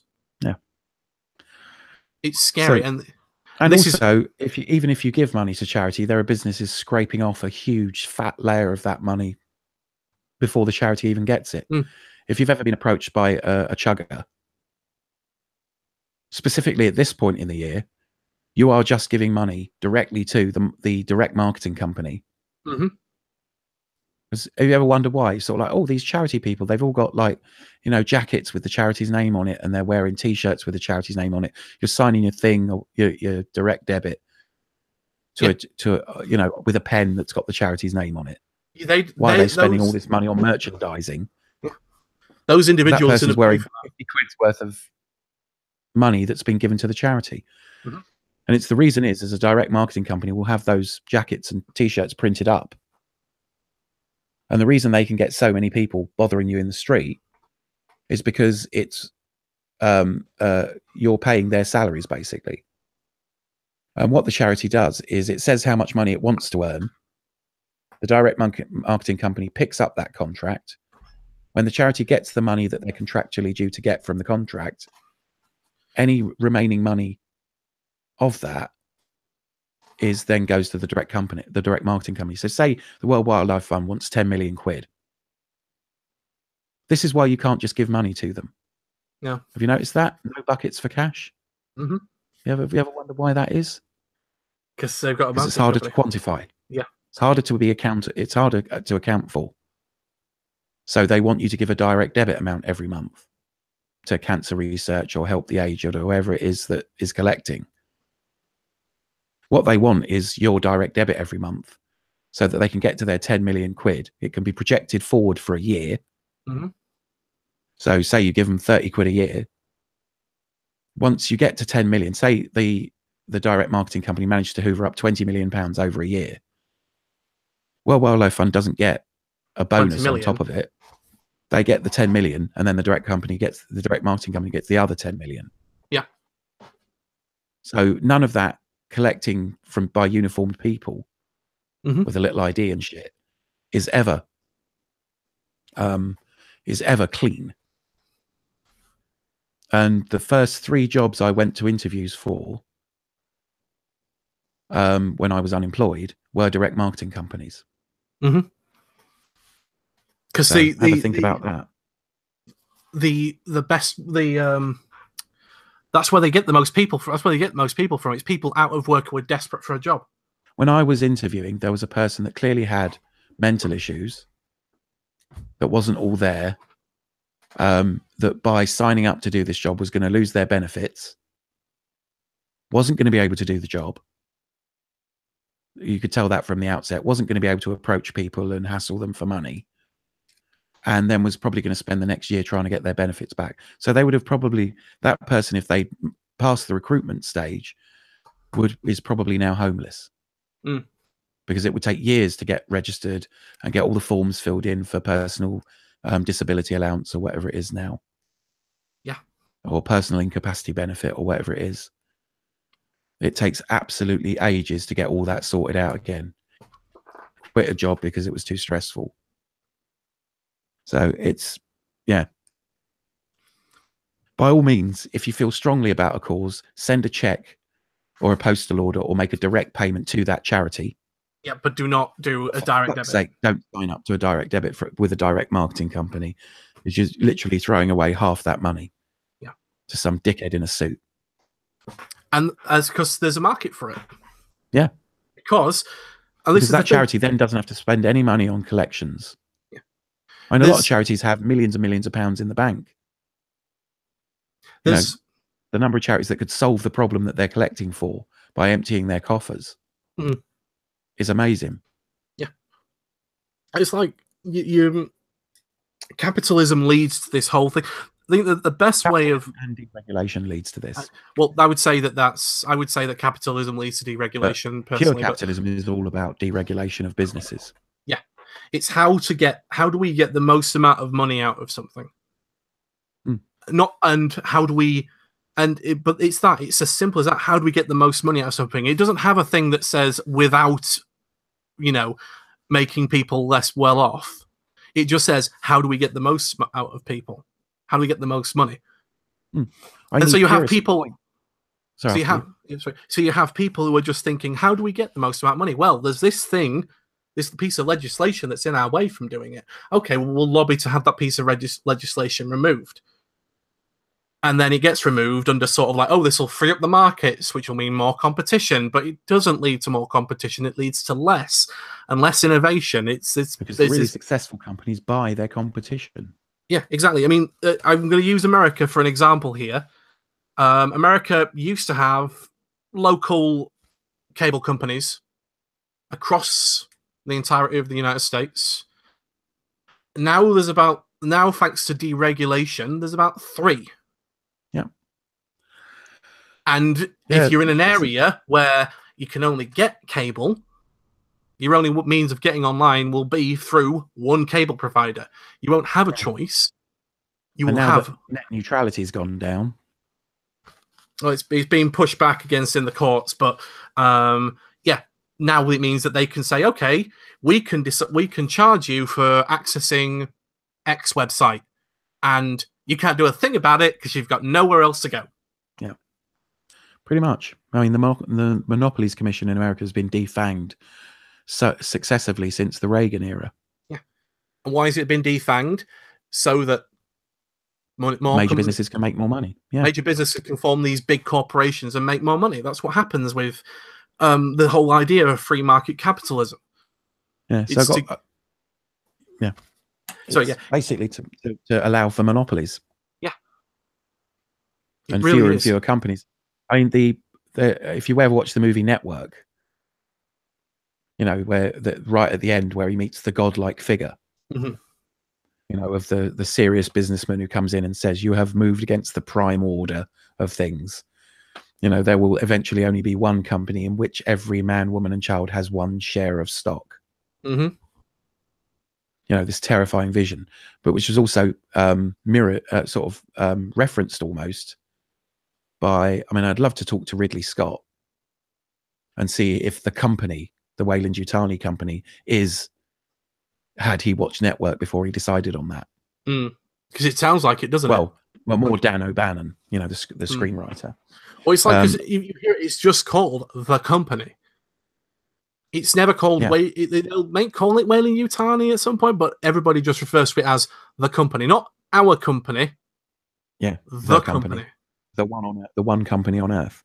And this is the thing. I mean, there are 2 points in capitalism I'd like to raise regarding capitalism. One is the inherent one-wayness of it. So you work for a company. You give value, you give up your time, you answer a phone for people, or you make something. You give of your labor plus raw materials to make something that actually has value. Okay, so once you sort of say, right, this has value, so now the company can make a profit and continue to employ you, because otherwise, why would it bother? They pay you in fiat currency, which has no value. Other than what we ascribe to it. So we're paid in imaginary money in the hope that when we get home, £10 is still worth 10 quid. Yeah. So I can still buy a loaf of bread for £1 on average. Yeah. If you get the nice bread. So, you know, but at any time they can fuck up. And the cost of that loaf of bread can go up, which it has done. Price of food is going up very incrementally, but I have been noticing it. And by a large percentage, but only a small percentage month on month. But over the last year, stuff has got way more expensive to the tune of about 10%. So my £10 is now only worth effectively £9. And if everybody else wants to make a profit, they can just put up the prices of stuff. And my company is under no legal requirement to increase my wages in line with inflation. And that's what we're seeing. Inflation is people saying, right, this stuff costs more to make. Because the price of goods, the price of raw materials goes up. So you put in actual value, as in you give up your time and your physical calories and muscle strength to make this happen. And they pay you in something that's imaginary, that's regulated by a government that is in league with them. So it's an inherent, you know, failure of the system in that we don't get even a reasonable percentage of what our value is per person to that company. Yes. And when you deregulate, you allow them to get up to all sorts of shenanigans, like not paying your tax for you. and keeping it secret from the government until you leave. And then, whoops, you, not the company, you need to sort out that back tax. Yeah. Which I've had to do from one particularly sneaky company. Yeah. And then they can do things like, we'll take Grenfell Tower, for example. They can just go, oh, well, we don't need to do... The regulators don't need to know that we've cheaped out on the cladding of this building. They don't need to know. We can pretend, because what's the chances that there's going to be a fire? Exactly, but also those businesses benefit from things that aren't immediately apparent that a country provides. So if you think about it, say Microsoft builds a software house in this country, and then they say, oh, we want a tax break. And the government will give them like 2 or 3 years off taxes or do some other shenanigans that will only come out years later, when Microsoft suddenly is at the end of its tax break period and decides to move to another country and demand another tax break. But also they benefit from things like logistics, like the roads, the buses, the trash collection, the infrastructure, the education of the people that go to work there, all benefit that major corporation. And what happens is, in order to give Microsoft the tax break, the government takes money from other places. You know, like it slashes the education budget or it slashes the health budget. So they're quite prepared to destroy the infrastructure of a country to make someone that's wealthy wealthier, knowing that over time, destroying that infrastructure will mean it's a bit like a plague of locusts, that it destroys its infrastructure and then burns itself out and then has to move elsewhere, firing all the people that were working there, like Carillion falling over. A bunch of people tried to make money off the government. The government deregulated so that they didn't have to prove that they had the money in the bank to pay all those people and get those jobs done. And then somebody walks away after selling all their stock in the company and, you know, fleecing that company of lots and lots of money, and then it falls over, and then the same government that was giving them tax breaks and breaks in the law so that they could operate in a way that would have been illegal a few years earlier, then the government has to pick up the slack on all those vital workers like hospital cleaners, security guards, people that were building new hospitals and stuff like that. Just for the off chance that they might get a little bit of extra money. And there's only so much resources, you know. This is why things like basic minimum income are fought against so hard by companies. That's why unions are fought against. Your share of the union that's your share of the excess that those companies produce, that is produced by taxing those companies that take raw materials and labor out of your country. That's why it used to be called citizens' dividend. The thing is that it's just because being a politician is nowadays, it's a 5 or 10 or 15 year job interview with a major corporation, knowing that if you make their lives easier or you make them more money, they will employ you afterwards personally to a huge sum of money. It's all pigs at the trough, in a very George Orwell Animal Farm kind of way. That's why I think being anti-capitalist doesn't mean we don't want you to own stuff. Exactly. There's nothing wrong with owning some kind of reign on the people that are really taking the piss. Doesn't mean we want to be communist and not have personal property. Although, you know, it would certainly solve a lot of problems if there was a lot more state housing, for instance. And then if politicians do fuck up, then they've got to, you know, they're still providing you with housing. They're still providing you with a basic income if they have fucked up and a company's folded, because they've deregulated to such an extent. But it's just that when things are discussed on the news, they can't go into this in-depth, long detail about how this comes to pass. They can't say, right, okay, well, you got to start back in the 1980s or earlier, even the 1930s, when America deregulated its banks, which led to the Wall Street crash. You know, because, and then in the 80s when they disconnected the dollar, say, from a gold standard, and then stuff started to go to shit. because, you know, fiat currency is in currency that's not backed up by something that's limited like gold, its value can waver dramatically. You know, as like the pound is no longer on a gold standard. I remember when £10 notes used to say something like, I promise to pay the bearer on demand the sum of £10. Yep, don't say that anymore. In gold. You could go to the Bank of England and demand they change your piece of paper into a solid thing. And they very quietly, because I don't remember any fanfare about it, I don't remember it even being on the news, where they said, okay, we're going to get rid of all the gold reserve. So that was a tangible thing that they got rid of to make money temporarily for them. You know, the companies that bought up that gold because they were buying in bulk bought that gold at way less than the current market price of gold. But various people got kickbacks for allowing that sale to go through. You know, and weirdly, for paper. So we gave away a thing for imaginary money. That's what they were paid in. They were paid in dollars. Yep. And pounds that were no longer worth anything if anybody stopped to say, hey, wait a minute, this is just a piece of paper. Or in our case, a piece of plastic. Now, so this is why you need to look into how capitalism and how money works for yourself. Don't just believe us. Go and look at the Bank of England report that we put online years ago. Go and look at all the other stuff and say, right, well, this is a problem. And then start asking politicians hard questions. You know, or you know, become an independent senator like Chelsea Manning. Yeah. You know, that, have you seen her video? Holy it's shit. Great. It's great. Right. It's so good. We found that there's a direct correlation between punches pulled and fucks left to give. Yeah. Being 0 in both cases. The thing is, somebody on the Young Turks, which it's a bit liberal for me. It's a bit centrist, middle class, and we're okay, but let's look at politics. Yeah.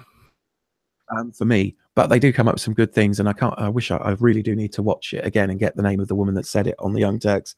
And she just went, this is an American citizen that's been falsely imprisoned by the United States and then tortured by the United States, standing for government of the United States. Yeah. And it was like, holy shit, yeah, she's furious.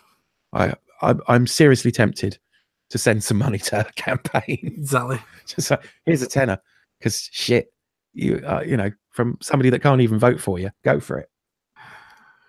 So I've been trying to find the information about it, and it's really difficult to find the info. I'd have to like spend about an hour or so looking into it. But one thing I can see is that the amount of homes that people own that are occupied, by the people who own them, right, has not really increased over the last. This is from 2003 to 2014. So over 10 years, the number of people who privately own their own homes and live in them fluctuates a little bit, not majorly. The number of private rented people living in private rented, right, has doubled. Yeah. So what that says to me, in that period, all the new houses that were made in that period were, of all the new houses that are made in that period, what the impact it's had is making rich people richer. Oh, yeah. That's all it's done. There was a massive housing push in that decade to get more housing for people so people can buy their own home. What it's done is it's allowed people who have lots of money to buy more houses to rent. Yep. That's pretty much it. It's like those are houses that families could be living in, that people could be owning themselves. You know, you can't own land in this country. You can own a house, though, and that's the best thing. You know, you can own your own home. I mean, granted, on a leasehold, but still. And then when you die, the government gets a cut of it. Yeah. Then if you go into an old people's home, the government has something to sell. Yeah. Despite the fact you've paid for your healthcare and paid into your pension for your whole life. They'll up and sell that shit from under you. Yeah. So really, it's a piggy bank for local government is buying a house. As it stands. Yeah. I mean, we don't have too many options in this country because there's not a lot of council housing, and what there is either super unsafe if there's a fire, apparently. Yeah. Or got a massive waiting list. Got a really long waiting list. Yeah. So, you know, this is why, you know, people are anti-capitalist. But not necessarily, you know, but that's always conflated with communism. Yeah. Somebody saying anti-capitalism and they go, oh, you want to take my stuff? And it's like, no. We want to, you know, the idea is that we improve your lot, or at least, you know, make it possible to live if you haven't got a lot of money. And the vast majority of you haven't got a lot of money. You think you're about to have a lot of money because that's the American dream, or that's the capitalist dream. Yeah. Local boy makes good. Yeah. And we see, the thing is the media is filled with people, because very wealthy people are boring as fuck and don't want to do any work. They're not going to be TV presenters or movie stars. No. But if you look at the numbers, say pop stars there are that last more than a couple of years. Yeah. So, you know, we're talking about a very tiny percentage of people that you could say are musicians, or a very tiny percentage of people that are actors or TV presenters. Those are the people we see every day. So we think that if you train to be a TV presenter, bingo, you're on the 9 o'clock news. Straight. Yeah. Or you're presenting Blue Peter. But when they do an audition, 50 people turn up. I think if you had a job, any other job apart from one in the public eye, say if I'll give you, let's just take a ridiculous example. Say if loads of people wanted to wash dishes in a restaurant, and it was seen as a good career move, but every time you went to go for one of these jobs at a local restaurant, 100 people applied. You wouldn't think that was a viable way of getting yourself out of poverty. No. If you knew for a fact that for every one person that got a job in a particular industry, 200 got turned down. Yeah. You wouldn't think this is my way out.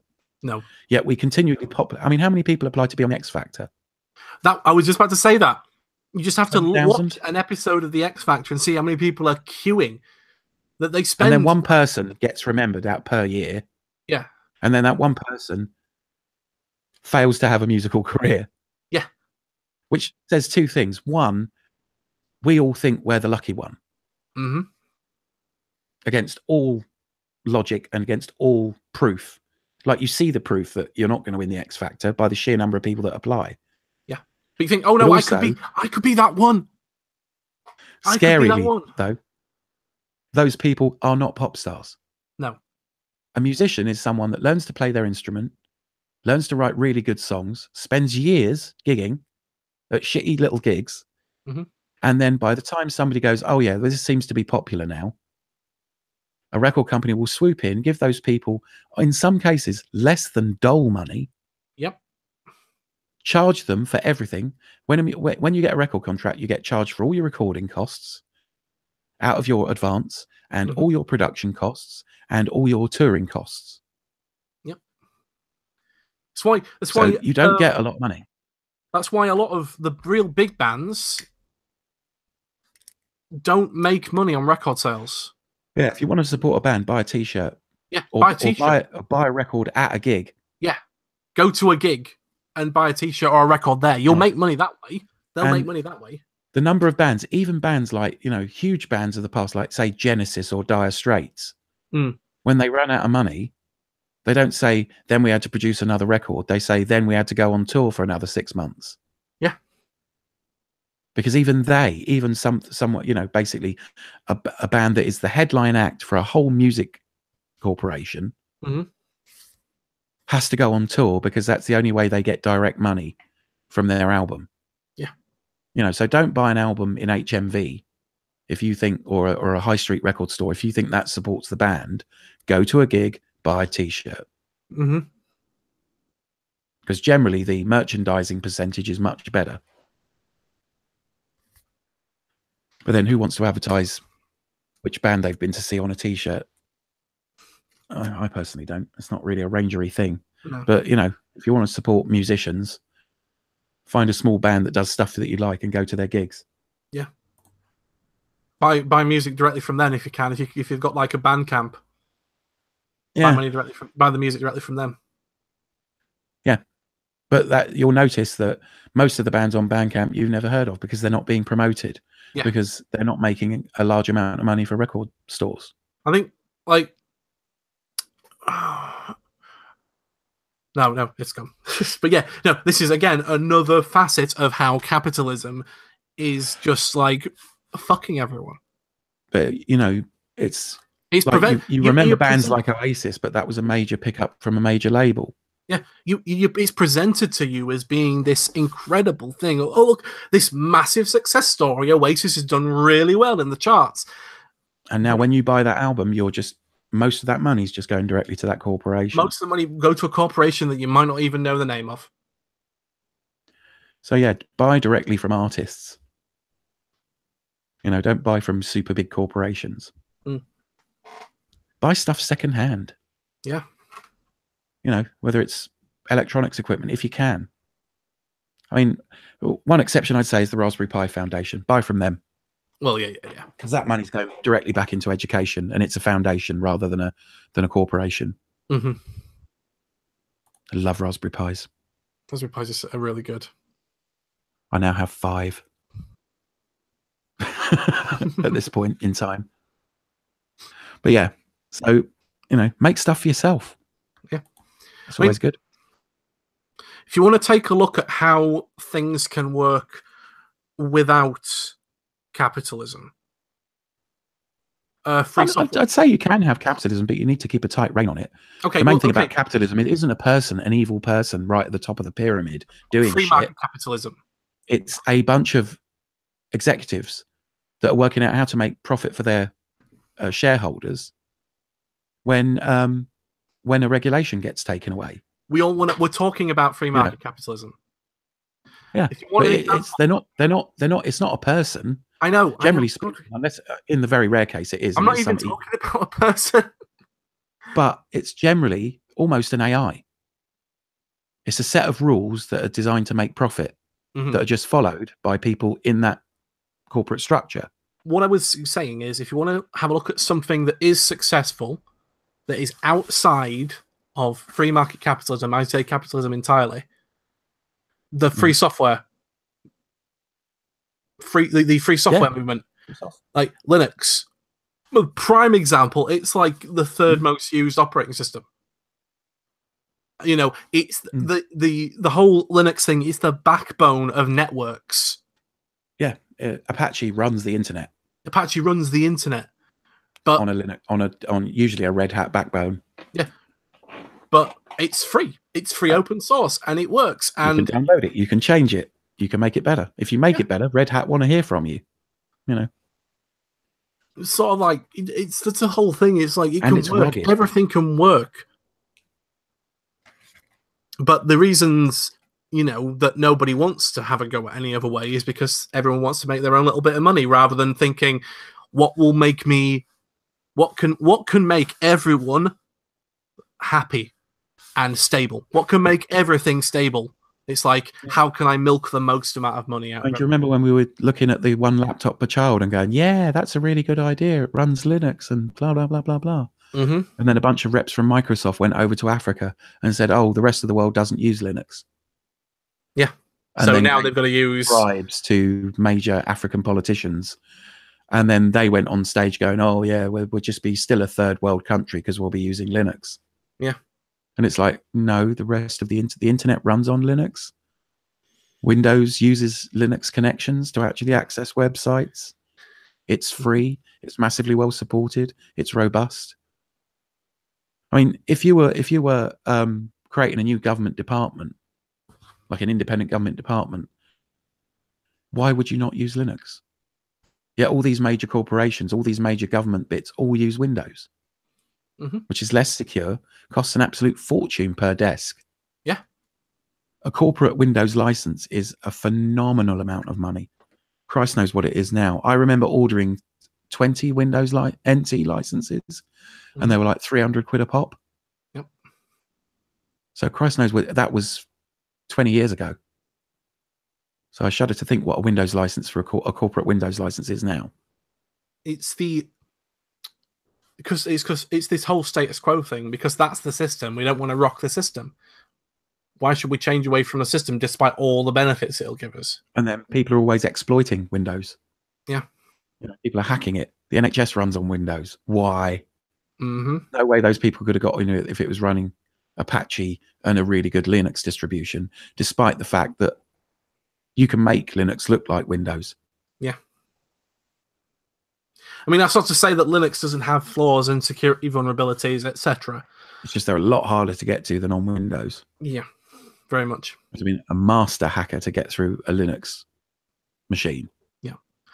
And the other thing is as well is that like a lot of these programs that are written specifically for Windows can be easily made to run on Linux. A lot of them are written on Linux first. Yeah. Anybody out there using Windows and then using VLC, that's a Linux program. Yeah. Most of the bases for the better printer drivers on Windows are based out of CUPS, which is the Windows printer system. And generally speaking, you only have to wait. Even if something comes out on Windows, within a year there is a free version of it. Yeah.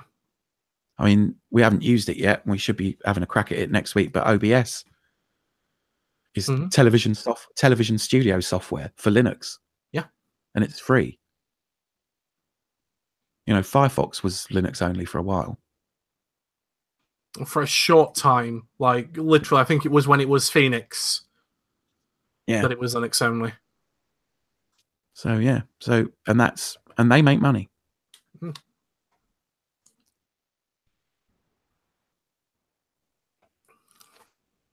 So yeah. But yeah, no, we need to. The whole free market capitalism is bad. It's just making rich people richer and everyone else poorer. Yeah, I mean, there's nothing wrong with a company making money. Yeah. It's just that, if you then say you're free, say if you come up with a good idea for a widget and it's a really good idea, even if it's environmentally friendly, it doesn't cost people a lot of money and it makes everybody's lives better. Say you invent a new drug. Then sooner or later, somebody will get round the fact that you have a patent on it by patenting something extremely similar in another country, and then throwing enough money at a local politician to make you give up your patent, or give the megacorp that wants to produce the thing that you've made because it's so ubiquitous, buys your company forcibly. Yeah.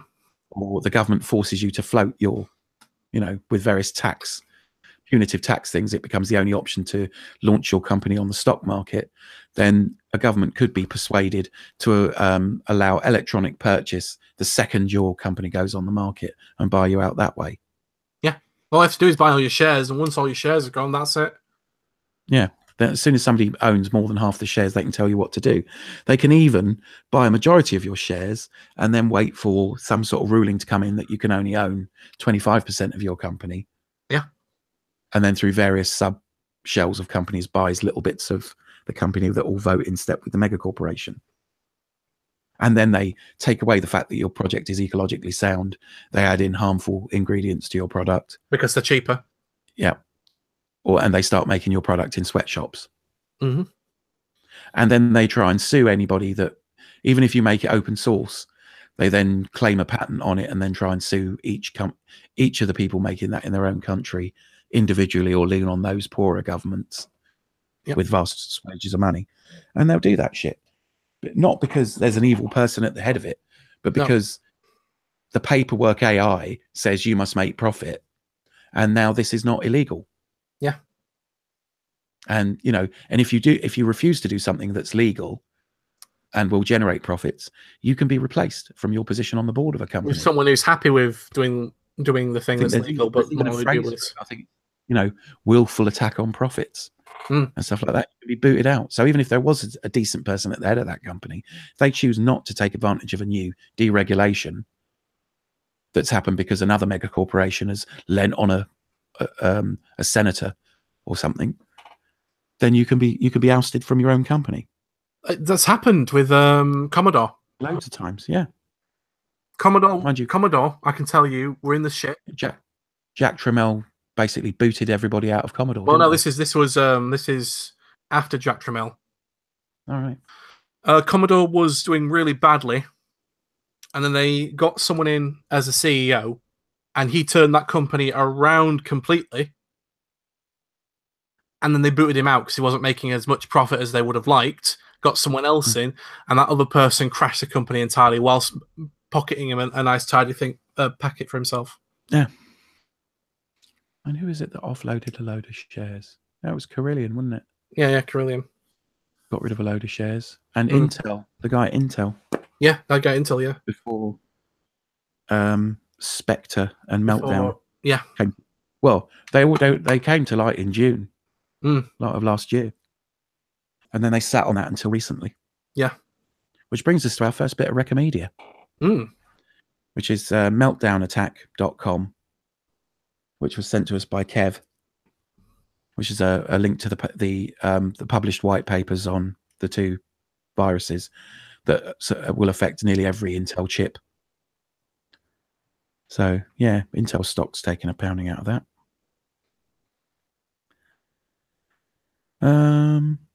Are we okay to do the reccomedia? Yeah, go for it. Yeah, go for it. I'm happy.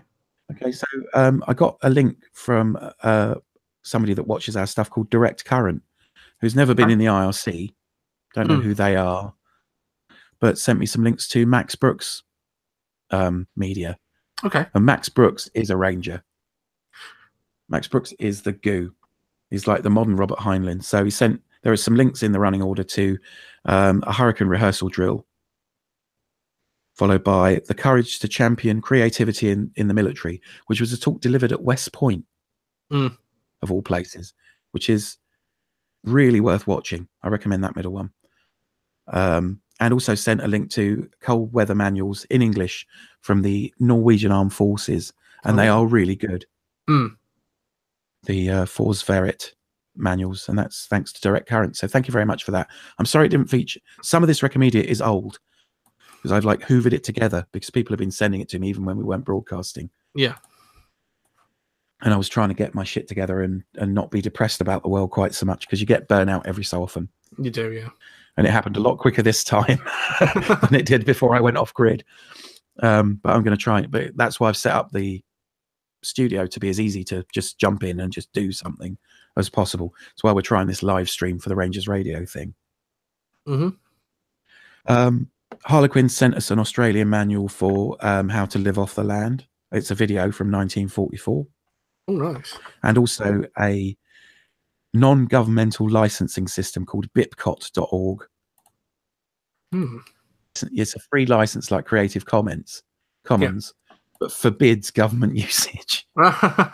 So by using it, you enter into that contract in that way. And Avagdu sent an audiobook creation site where you can apply to do audiobooks for people. Oh, nice. acx.com. So if you've got a nice speaking voice, you can go onto that.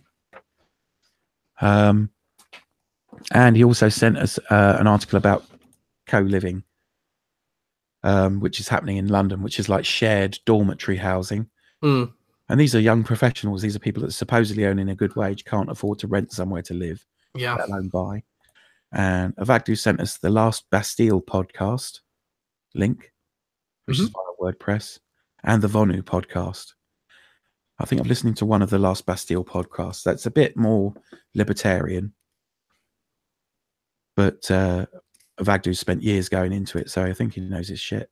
Okay. And he also sent us how to turn salt water into fresh water with simple improvised distillation. Okay.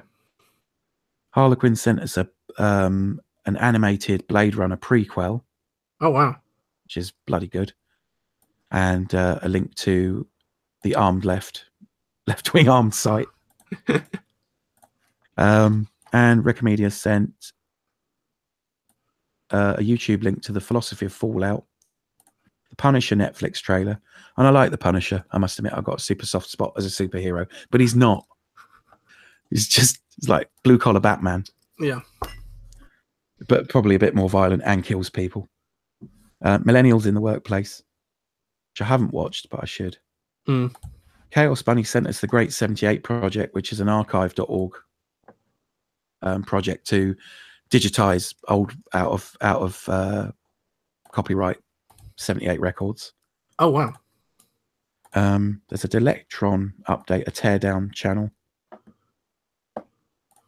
and a Gear Idea article from Hill People Gear, which is like the sort of like the philosophy of kit, which the Pathfinder school did. And Avagdu sent us a Mandalay Bay news dump, mostly because a lot of this stuff disappeared, from our first story. Yeah. Where they made out he was a right-wing guy. But there's all these YouTube videos that are like, okay, let's do that and let's look at that while it's still there. Crime scene photos, scanner recordings, and all that sort of shit, and various responses. Digital Whiskey sent us a thing on how to make a small day pack. Avagdu sent us a link to Hacker Public Radio, and Kevin sent us a list of the Dash Plus notation system, which is for when you make lists. Yeah. And it's like a notation system. Like you put a dash next to each entry on a list. Yeah. This is a symbology for sort of saying this has been done, this has been put off because I'm waiting for something, and all sorts of stuff like that. And then Pig Monkey did a thing on how to put that into practice in a field message pad. Those are all worth checking out. And apparently there are now Rangers t-shirts if you want to pay 30 quid for one.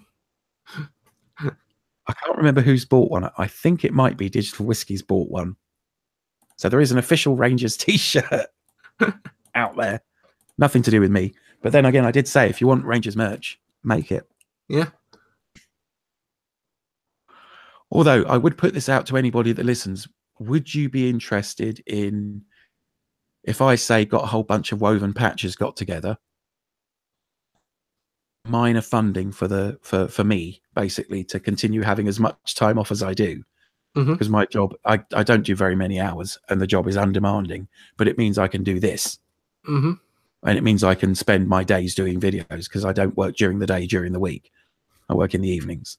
So I either have to, in order to improve my situation and buy cool shit, or, prep all my gear, or do stuff for the studio, or buy extra kit, or buy stuff that I can then review.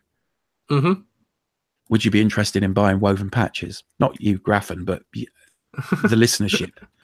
Yeah. So if there was a Rangers patch available and I put a profit margin on it, would you be, I'm not a ridiculous profit. I'm not going to charge you 20 quid for a patch. I put like a 20% profit margin on it and then charge you whatever it costs to post it to you. Yeah. Would you be up for that? Because I don't want to go through anything like Cafe Press or anything, because then it's like 50 quid for a t-shirt. It is. I mean, quite frankly, fuck that.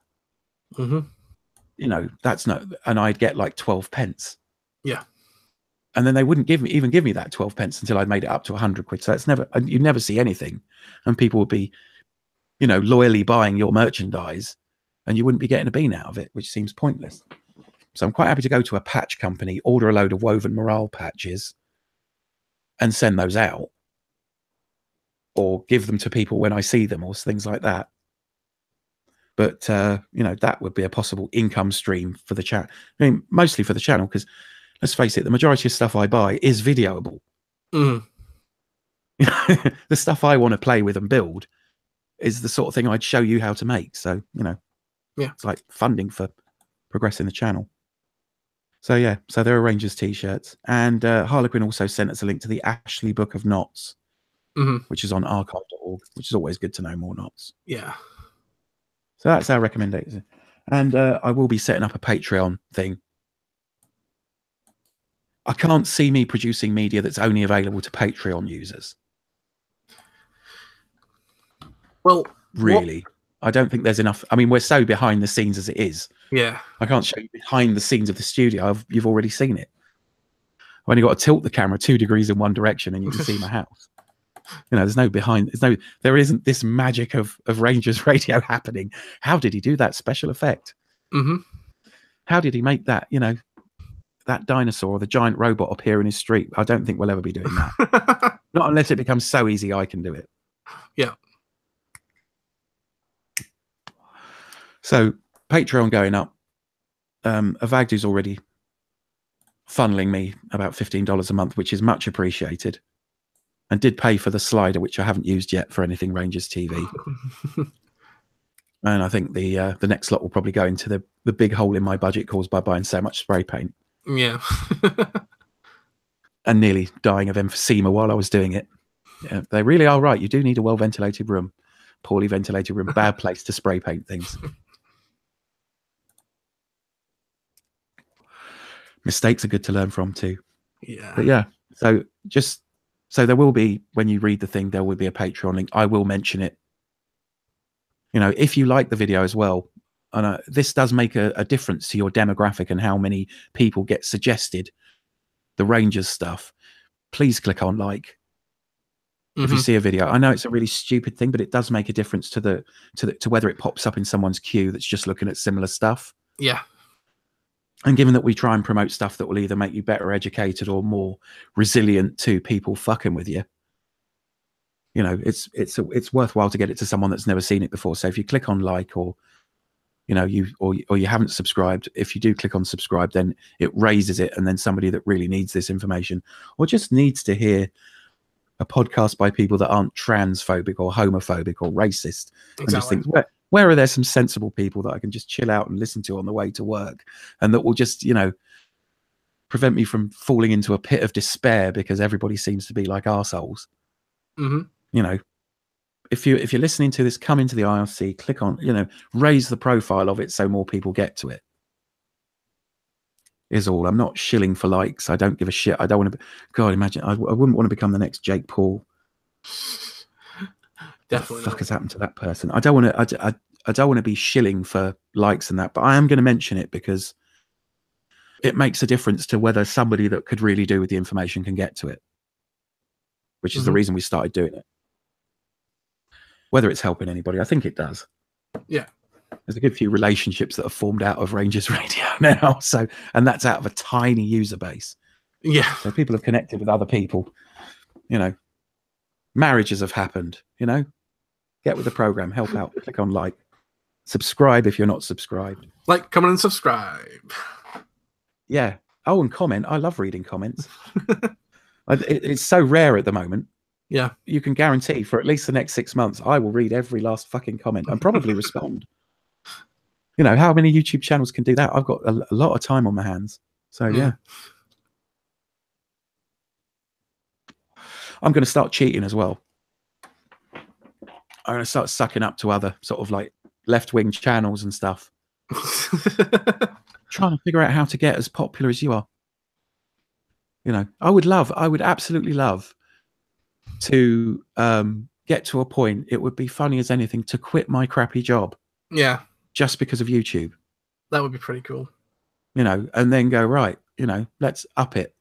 I mean, wouldn't you like, you know, all of you people that are in the IRC now, imagine if we were getting, if I was getting like Jake Paul money, you know, like serious wedge, like, you know, like the Young Turks or something like that. And you all can help with that. And then we could do cool shit like employ foreign correspondents.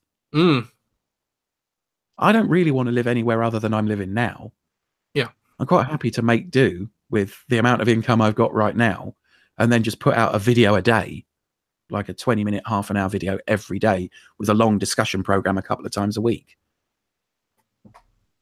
And live where I'm living and then go, right, where are you? Oh, you know, I was looking at where people have watched our videos. It's like 60 odd countries. Really? And I'm not talking about states in America. I'm talking about America, Canada, New Zealand, Australia, which is probably just Harlequin, given where he is. But, you know, and all sorts of people all over the world. Iceland, India, Pakistan, you know. Just, you know, the fact that people that are just saying, I haven't got an axe to grind with anybody that isn't oppressing other people. You know, the fact that we will welcome anybody of any orientation into our group and adjust our language. We have done. Yeah. You listen to the first Rangers Radio things. I mean, fair enough. The sexism thing did not come up. No. But I believe, like a lot of people, you know, in the group of friends that I had, that it was a self thing. It ain't. You know, white straight men are still privileged over almost everybody else. You know, we've had some sensible, you know, Labrador level discussions about it. Yeah, right. Okay. Do I care who someone sleeps with or the particular percentage of melanin in their epidermis? No. I care if you're going to oppress people or harm people because they're different to you. But, you know, I'm not really fussed who you sleep with or what gender you are or what gender you'd like to be. Yeah. You know, I'm okay with people of aspirant genders. I just go, right, I don't want to be this. I want to be something else. I mean, we were sitting around when the whole Rangers thing, I don't want to be going, stuff's broken, and be the only person in the room that's bitching about it. Yeah. That's why this exists. You know, and we changed that.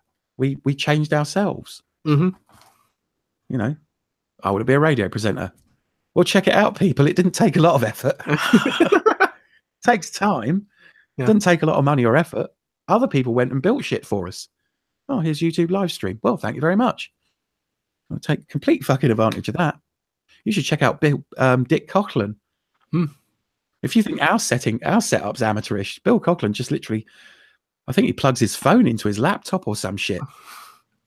Like his background is him having painted the Dick channel in what almost looks like blood on the back wall, you know, behind him. That's it. That's all his, you know, we haven't got any Rangers shit.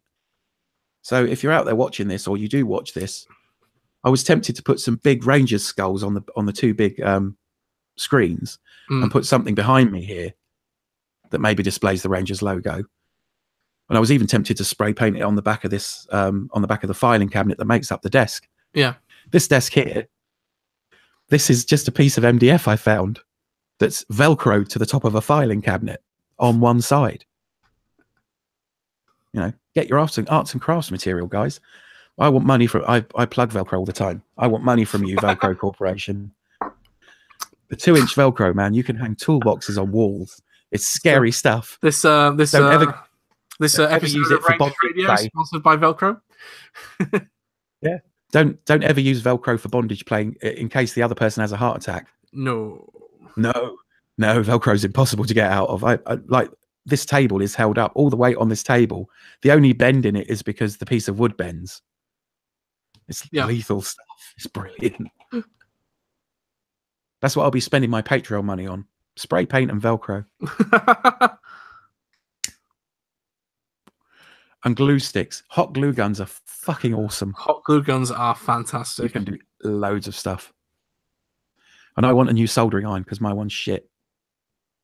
And we need a soldering iron because I've got some very cool shit to show you people with cheap stuff. The infrared goggle project is coming. And I might even send off the schematic to the MOD. You want to check out Big Clive because he's done some videos regarding soldering irons. I think he's mentioned one that you can get from eBay for a pretty good price. Yeah, I need a new soldering iron. My one's shit. I got the 15 quid one from Maplin, and that's why it's 15 quid. Don't get a soldering iron from Maplin. No. You're paying more than you would for the same shitty soldering iron, for one, because their shit's well expensive. I really hate it when you go into like Maplin's or like a middle-class person's toy store. Yeah. And you see an Arduino for 60 quid. Yeah. And you just want to scream. You have missed the point of the Arduino. You've entirely sidestepped the whole idea of the Arduino. They're open source for a reason. They're open source so you can buy a 2 quid one from China. Yep. And let a poor kid tinker with electronics and make something cool. It's like, that annoys me so much. There's an arts and crafts shop in Manchester called Fred Aldous, and it's brilliant. But it does have these little box kits of Arduino with an Arduino Uno and like 3 quid's worth of parts being sold for 50 quid. And it pisses me off. And the Arduo Boy. The Arduo Boy? Yeah, it's like an Arduino-based Game Boy, but it's tiny. It fits on a keyring. Oh, well, that's pretty cool. Yeah, but it's 50 quid. Really? It's like 10 quid of parts. I'm telling you, if you went to China and bought the little OLED screen and the little battery converter and the Arduino itself, they cost nothing. Yeah. They're meant to cost nothing. I'm really tempted to just find, you know, if I was going to Africa for any reason, like Henry Rollins style, and that's another thing. If you spread the word and Patreon me, I will go to fucked up parts of the world and give them computers. I promise you, I'll go to some really dangerous places. I mean, I'll make sure I'm not actually rich, because they're dangerous places for white rich people. Because, you know, I don't want to have to crowdfund my own ransom fee.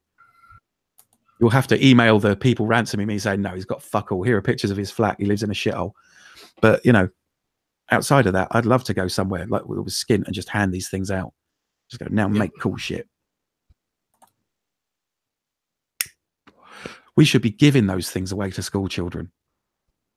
That's what pisses me off. They went for the micro bit. The BBC chose the micro bit. You bastards.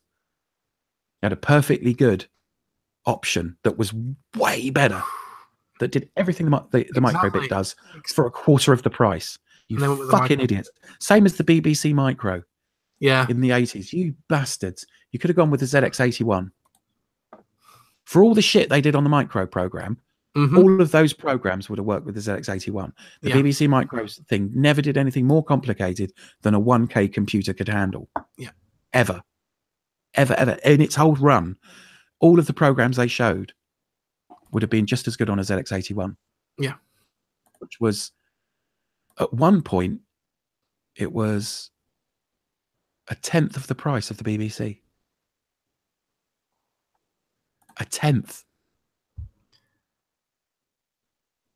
The ZX81 was 45 quid. Yeah. When I was at school. And the BBC was £399. Doesn't that put it in perspective? And we never did anything at school that was more complicated than would have been done on a ZX81 at the time. Never wrote a program any more complicated. In fact, I went home and wrote programs more complicated than everything we wrote in computer studies. What an absolutely deplorable waste of money, and a barrier to anybody that thought that they could get into computers. And the microbit is the same thing. The microbit isn't even a computer. It's a microcontroller with 25 LEDs on it. Oh my gosh. It's fucking shit. And it's not even as powerful as an Arduino. It's not as programmable as an Arduino. And an Arduino would be even cheaper. You can get those for £3 off GearBest. Yeah. And Banggood. You can get them for nothing. It's like, you know, for one microbit, you can give 7 children, you can give 10 children an Arduino, which is way more useful and way more supported on the internet. And for every microbit, you could give 4 Raspberry Pi Zeros to children. Yep. Easily. So fucking annoying. And a Raspberry Pi is a computer. You know, you can plug it into a monitor. You can plug it into a keyboard. It will work.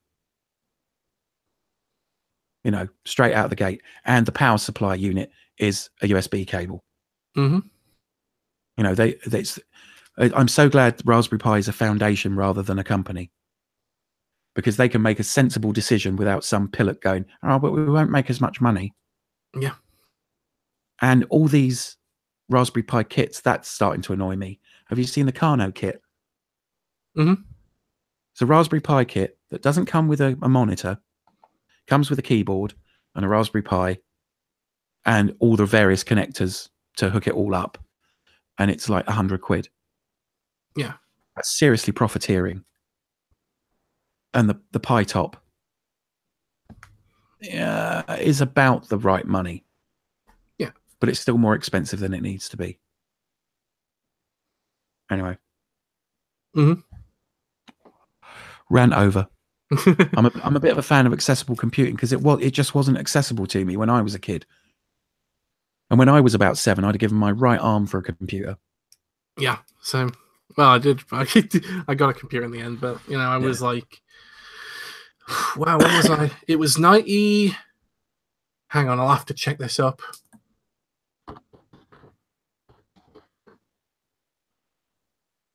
Thankfully, the history of Amiga is pretty well documented, so I can actually know.